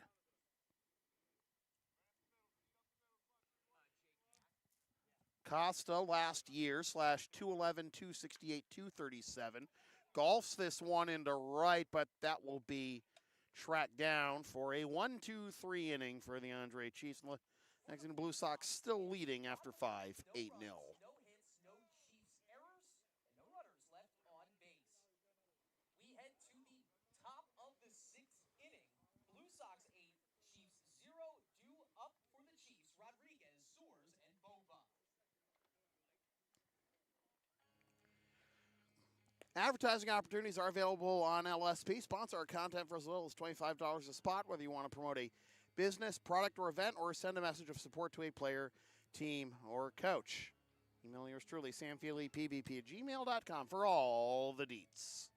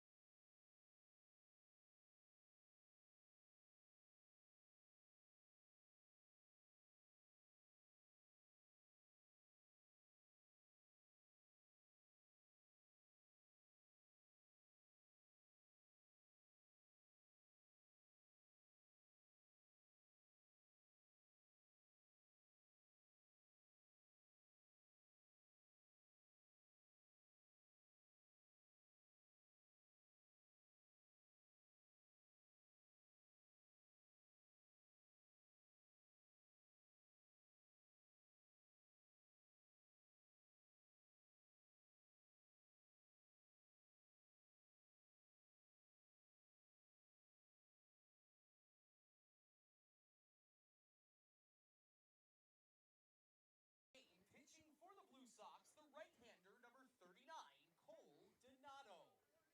Now batting for the Chiefs, the first baseman, number 12, Ruben Rodriguez Jr. Ruben Rodriguez will be the first batter to face a new Blue Sox noodle, Cole Donato. Chucky Capello.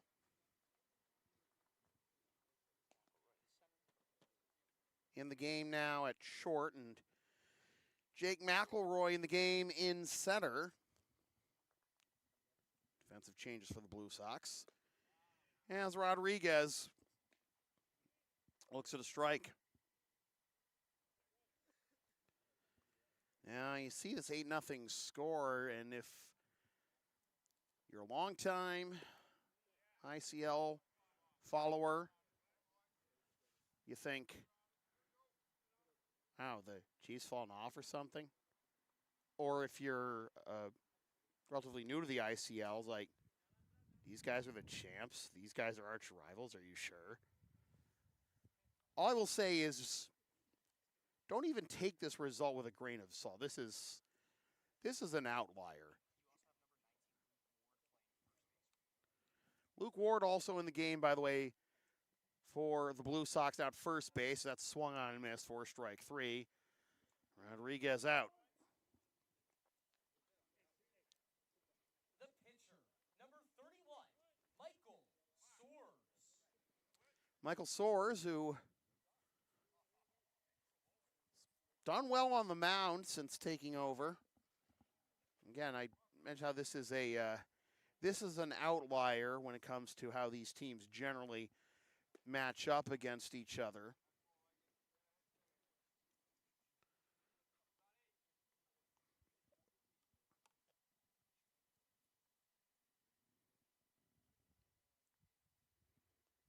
Give you another example of a lopsided game that was, not at all representative of how tightly contested this rivalry usually is.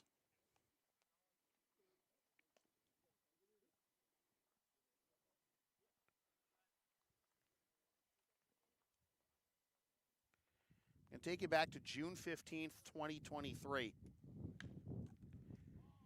Oh, Eric Ramirez. 2 down. The fact that he can make that stop and then just what looks like soft tossing it all the way across the diamond, too. Still get some zip on it. Now batting, the left fielder, number 3, Joe Bova. Here's Joe Bova. But again, I'm going to go back to a game between the Blue Sox and the Chiefs on June 15th, 2023. That was a game that the Blue Sox won 20-3. For the Blue Sox, anyways. But again, it was an outlier, like in terms of the broader Chiefs-Blue Sox rivalry, and at least as far as the Blue Sox are concerned, how that season panned out in general. Now, in that game, the Chiefs were kind of in a similar spot as they are in this game, in that limited options for pitchers, and the merry-go-round from hell never stopped. But despite that, the Chiefs, that was a blip on the radar for the Chiefs in 2023, in which they were at 18-7, and the Blue Sox went 13-12, just barely went a game over 500. A rare near miss of a losing season for the Blue Sox. It was actually kind of stunning to think that they could only be a game over 500 at the end of the season. But that was, in fact, the case, and they needed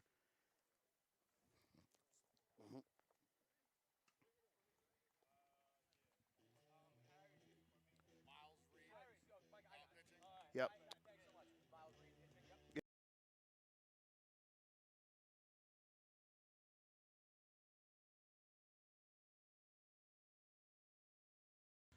All right, so just got the word from Anthony Perry. Miles Reed is going to pitch now, while Soares goes back to first, and Rodriguez goes to second.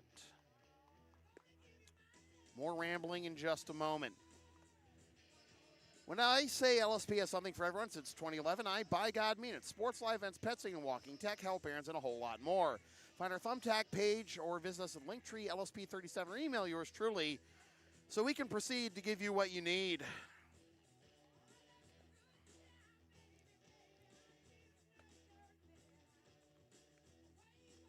Yeah, that was a game that in 2020, it was a scene for the Blue Sox in which they had to, if they didn't win, like if the result was flipped in one, two, three, in a one result was flipped a 5-game stretch between July 24th and August 1st. they would have finished below 500, and they would have been the only two teams. The Expos and the Chiefs, that is, to finish above 500. You know, Melrose Americans finished 10-14. That was. I mean, the fact that it was Expos Chiefs in the championship series shocked absolutely nobody. Miles Reed misses down and away for ball one. And Chuckster, 2-0.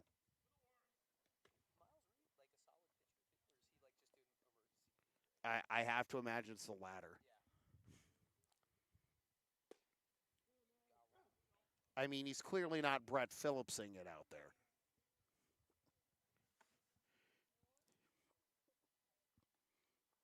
I think we all laughed at Brett Phillips' pitching appearance. His one time too many. They said, you know what? Screw it. Now I'm going to become a pitcher, and I'm going to make you all pay. No, that was that a? So Rick Ankiel was reversed. No.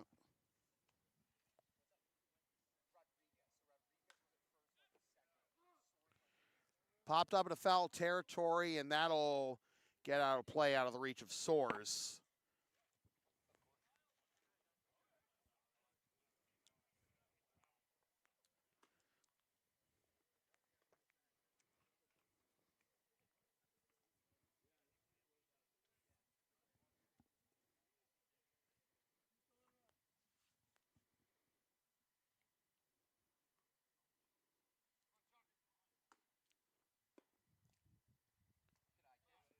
I mean, I understand what you're talking with Rick Ankiel first.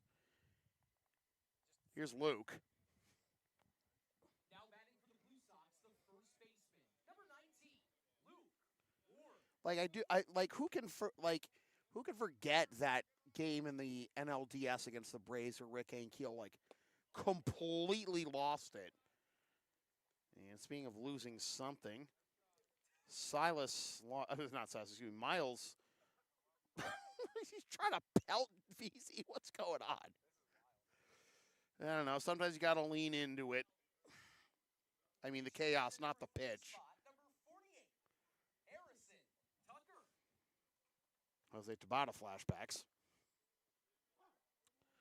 One of those that count to DVC. Oh, excuse me, Tuck. Yeah, Harrison Tucker. My mistake. All right, so you know what? Slow it down. Blue Sox 3 defensive outs away from their first win of the season.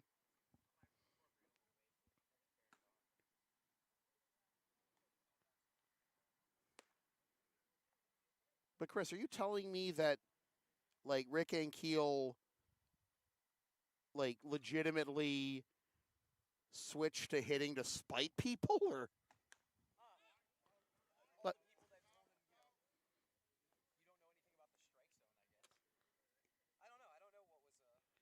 I mean, my comment about Brett Phillips was just a joke about the goofy position player pitching appearances he made, and now he's actually trying to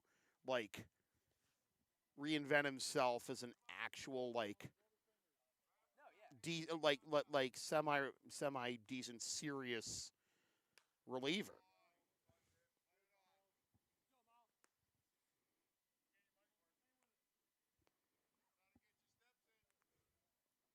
I mean, when I think of Rick Ankiel and the kind of transformative journey he had as a baseball player, obviously the first thing you'll think of is Roy Hobbs and Bernard Malamud's novel, The Natural. Yeah, I said novel and not the movie with Robert Redford. You do know what a book is, right? Entering the game for the Blue Sox, pinch hitting in the 4 spot, number 3, Giancarlo Ramirez. Here's Giancarlo Ramirez. Was rung up on strikes last night in a tough spot when the Blue Sox were trying to mount a comeback in the top of the 7th. Comes up empty there. I had heard the iconic score from The Natural before I had ever seen the movie, but I had also actually read the book before I had ever seen the movie too. It was an assignment in my senior English lit class. Yes, I read. Is that so? Is that so appalling? That was perfect.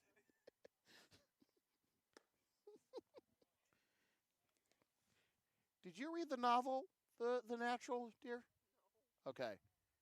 Because the novel, have you read the novel and then seen the Chris? I haven't even seen the movie all the way through. I've just seen like the ending clips of it. Oh, the ending clips. Okay, great. Well, then you'll absolutely love the ending of the novel in which Roy Hobbs actually loses and then gets banned from baseball for life. Spoiler. Thanks. I appreciate this. Wait a minute. What's the count? No, it's 3-2. Give John Carl some credit, man. My apologies. Oh, Now it's right. he's a big dude. He will, if he sees that, like, hey, I hadn't struck out yet, man. That guy. And now he's gonna Brett Phillips the ball to the next galaxy, right? You said it. No, I tried to be positive. 2 down.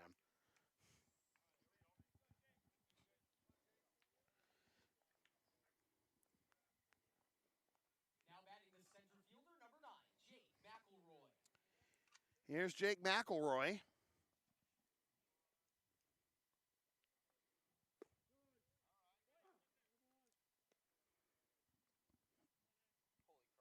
house. Villanova in the house at that.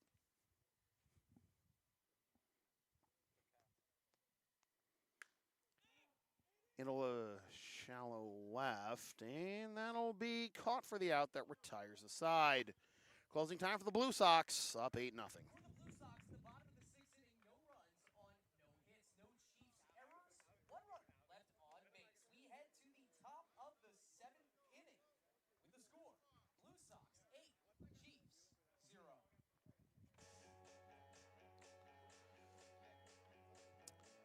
Is that the right one? Yeah, the LSP store is open. Get yourself a DVD or digital copy of most past LSP video broadcasts, or one of several different designs of stickers, shirts, or other merch, including some stuff with my dog team of the Long Arena on it, and some words I probably said on this here YouTube channel over the years. Email yours truly for game videos, or go to lsp37.career-spring.com for the merch.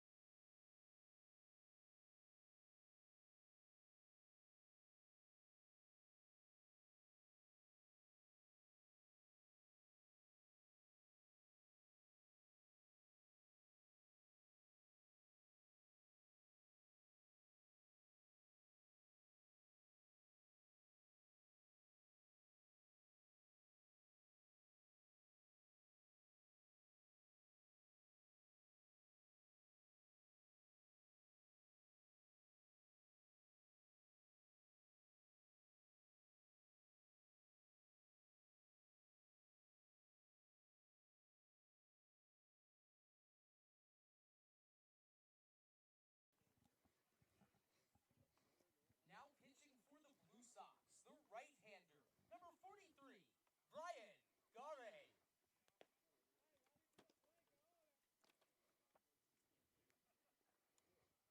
Brian Gare will try and finish things off here in the top of the 7th. The Blue Sox up 8-0.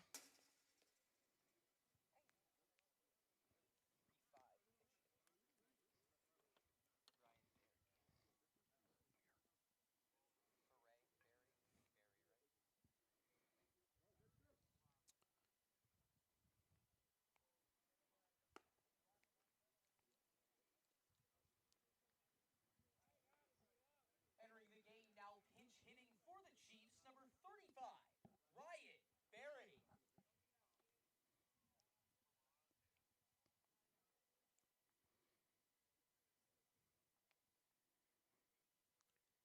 Gare in 2024 for the Northern Essex Knights. Played in 5 games and went 2-0. Allowed 12 hits in 9 2/3 innings. 11 runs, 9 which earned, walked 5, struck out 4. 1.76 whip. Hoping to have a clean inning here, though, and get the Blue Sox into the win column for the first time in 2025. Little life there on that one, and 0 on the count.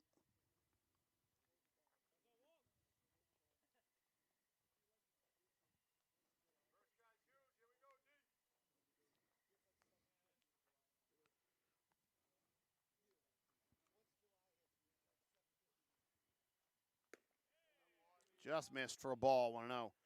Ryan Barre getting the nod here to lead off the top of the 7th against Gare.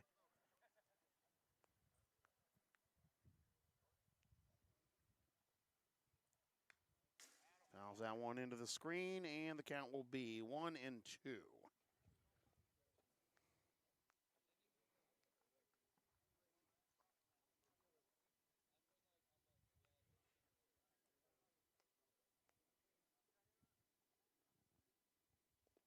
Bounces the plate. 2-2. Bobby D'Agostino is behind the plate now, catching for the Blue Sox, and not quite the same as ball finding you when you ball finding first when you enter the game defensively, but that's, of course, that's going to happen when you're the catcher. But ooh, a little bit of Johnny Cueto stuff going on here from Brian Gare, but not going to happen there. Full count.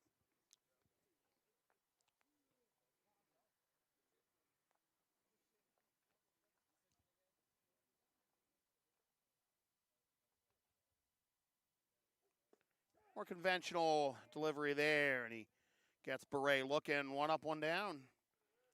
Barre was 2 for 7 last year in 3 games with the Andre Chiefs, but also logs hours in other leagues in the area.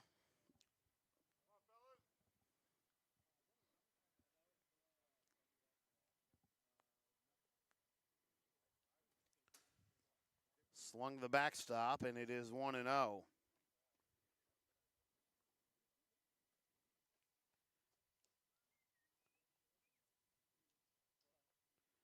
Valdario, 0 for 2 effort, but with an RBI last night against the Malden Mad Dogs. So we're talking about roommates, as it were. The Blue Sox lost to the Bulldogs, but the Chiefs beat the Mad Dogs.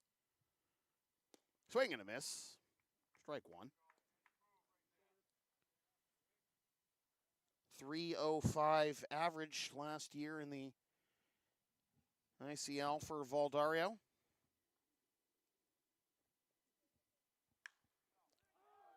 Skies this one into right center field, coming in hot to make the catch.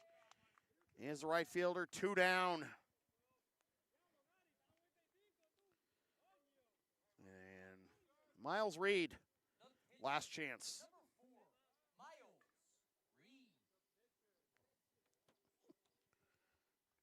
Pitchers who rake, well, this is absolutely one, that's for sure.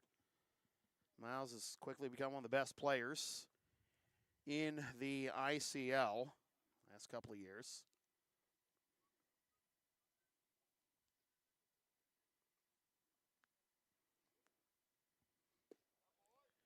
On the outside corner for strike 1. Winces at the call. 1048 OPS last year, Spida had. 1 homer, 15 ribbies, and already has a solo home run to his name this year. So he's already matched his home run output from each of the last 2 seasons. 1 in 2023, 1 in 2024, and don't know if he's going to get the 28 home runs at this point, but off to a good start. You'd love to see it. For Miles, this is his first career pitching appearance in the ICL as relief spot tonight. 1-1 is the count, and that goes to the backstop, 2-1. You don't want to be too fancy here. And obviously Reed is a phenomenal offensive talent, but you're up 8, you got one more out to go. Just worry about your batter. He strokes one out of here, then whatever. Oh! A plunking. As long as we're talking about Miles getting to his home run total from each of the last 2 years, he is now halfway to his hit by pitch total. Bobby Daggs going out there to have a word with Brian. Just, I don't know, hey, settle down. Don't worry about it. It's 8-0. We can get this. Let's go home. The third baseman, number 45, Carlos Rosa. Here's Carlos Rosa. Try and keep the line moving after Miles was plunked.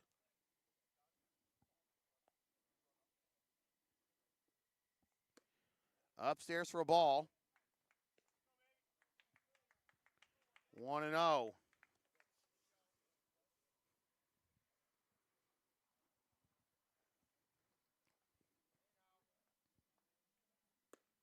Up and in, 2-0. It's been a fine effort for the Blue Sox. Really able to string good at-bats together where they were unable to last night, and not having to worry about getting it all back in their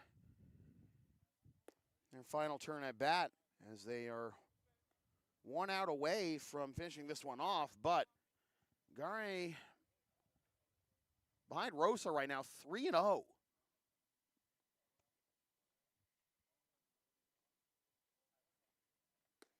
Four-pitch walk. Now batting the right fielder, number 39, Yariel Salinas. Here's Yariel Salinas. 1 for 3 last night with homer, 3 RBIs. Win against Mad Dogs, and he's got the profile to put a charge into one, but obviously, talking about bandboxes of baseball fields, yeah, that would be Maplewood all right. Chris was telling me yesterday, Game 5 of the ICL Championship Series last year, which was at Pine Banks. First time you had seen that field with your own eyes, Chris, and maybe you think it's even smaller than Maplewood. The breeze in that game obviously helped, but if it was even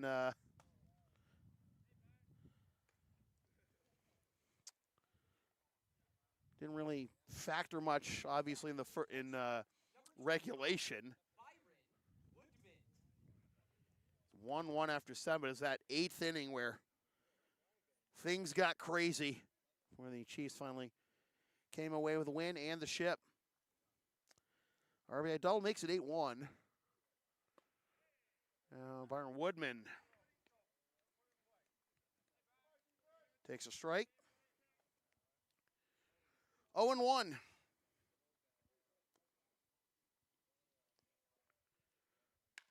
Grounder to the left side.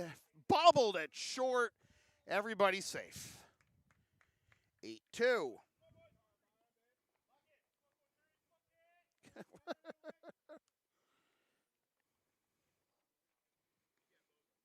second baseman, number 12, Ruben Rodriguez Jr. So before Rodriguez takes his turn at bat, Sammy Steed going out to have a word. Brian Gare. Don't want to tell Adrian says talk to me in the chat.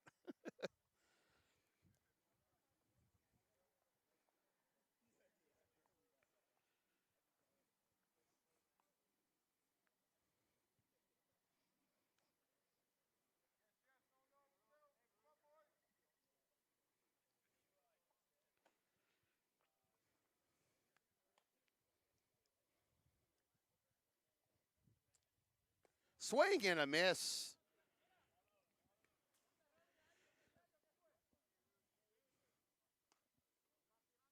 Nice little slider there.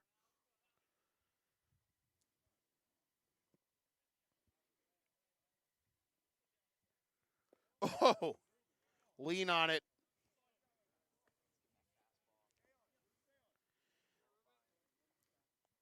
I don't know, maybe throw one more. See if he bites. If he lays off, then go for the heat.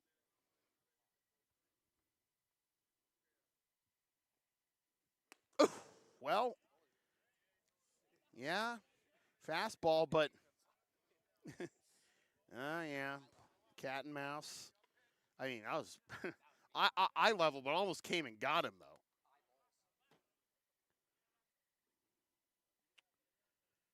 though. 1-2.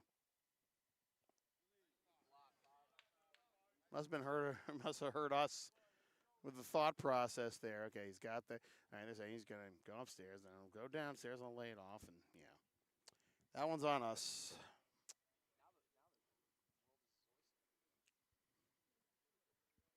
Two, 2 on, 2 out. 8-2 in the 7th. 3-2. Runner on first will be off of the next pitch.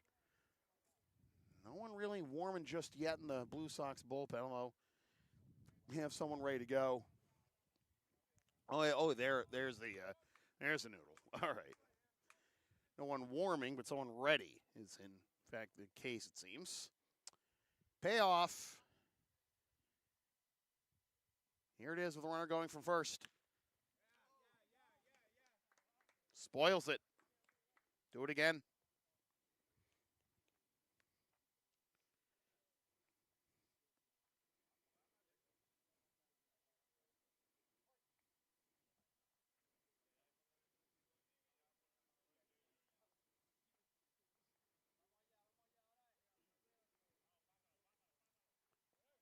Runner goes again, and the pitch is smoked in the left center field. A diving catch. No. It got down.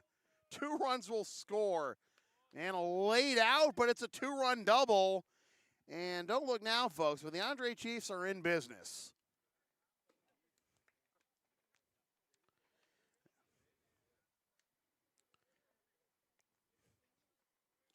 And unfortunately, seems to be the end of the line for Brian Gare. And that'll result in a pitching change. Nate Hartley will take the bump. Try and finish this one off.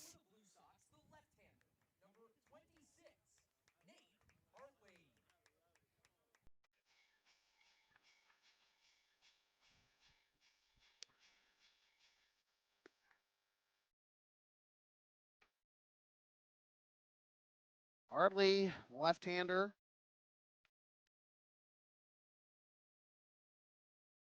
Making his season debut.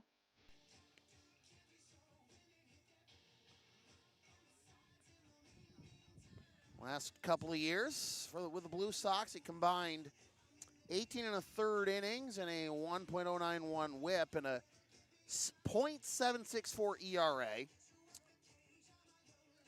24 strikeouts to 8 walks.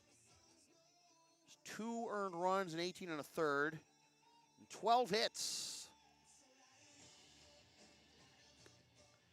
He's got 1 out to get. Never underestimate the confidence that a little mini rally can create, even what is dire circumstances for the team that's trailing. In a game like last night, the Blue Sox, you can easily feel pretty downtrodden about the effort. Like the life you saw towards the end. There are positives to take away from that game from the start to the finish.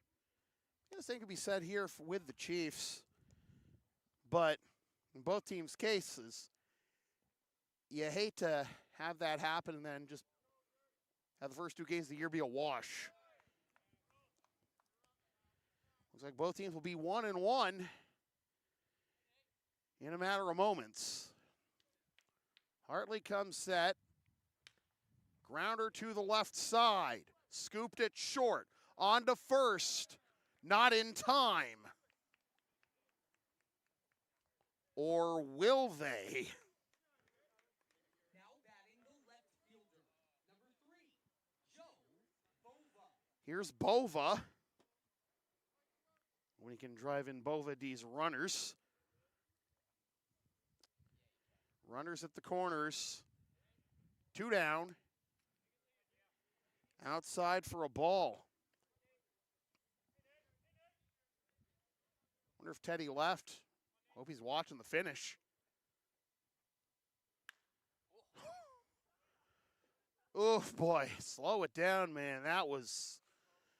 Slow it down there. You stay back just a tad. You'd be looking at a 2-run game. 2-run game at worst. Depending on whose side you're on. 2-1.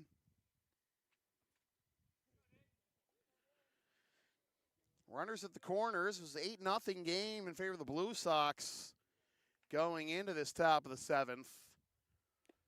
Foul tip into the mitt.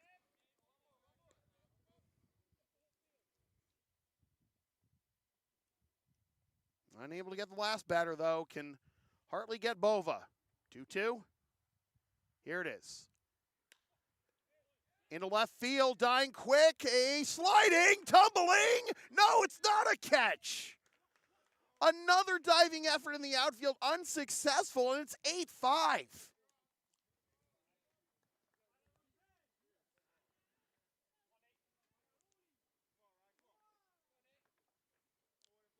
Number 35, Ryan Beret represents the tying run all of a sudden. Strike 1. Well, everything I said about, this game not being emblematic, being an outlier in this rivalry, well, look what happened in just this half inning. Hartley fields the bouncer onto first and exhale. Tonight's final score, the Lexington Blue Sox 8, the Andre Chiefs 5. With the win, the Blue Sox move to 1-1, and with the loss, Andre falls to 1-1. Well, I guess it's good. It's a good thing that Teddy got out of the way before Party Hard play. But that was a fine finish in a game that, I don't know, maybe really shouldn't have been in that much doubt in the end. 2 hours and 19 minutes is the time of game. And, the Blue Sox and Chiefs both finish both at 1-1 after this game. So, with that said, this has been a presentation of LSP, something for everyone since 2011, copyright 2025. Unauthorized redistribution of any portion of this broadcast without the express written permission of the Lexington Blue Sox or LSP is strictly prohibited. A reminder that you can support LSP and the Blue Sox in future broadcasts by visiting the link on the screen in the description to get discount on shipping shields, the eco-friendly card shipping protectors trusted by yours truly. Advertise on future broadcasts. Hire us. Work you next. Oh. Sorry. Trying to find the pause button. Try to unlock it. You can hire us to work your next live event on Thumbtack or buy some stuff on Creator Spring. You know the drill, right? See you at Jose CardCon Sunday or Friday night for the Blue Sox, the Mad Dogs on this here YouTube channel, 8 o'clock first pitch. Once again, the final score from center field at Lexington High School in Lexington, Mass. Blue Sox 8 and the Andre Chiefs 5. For Chris Del Sordo and all my very rowdy friends here at LHS, my name is Sam Fiedler, reminding you forever and always, freelance isn't free. Thank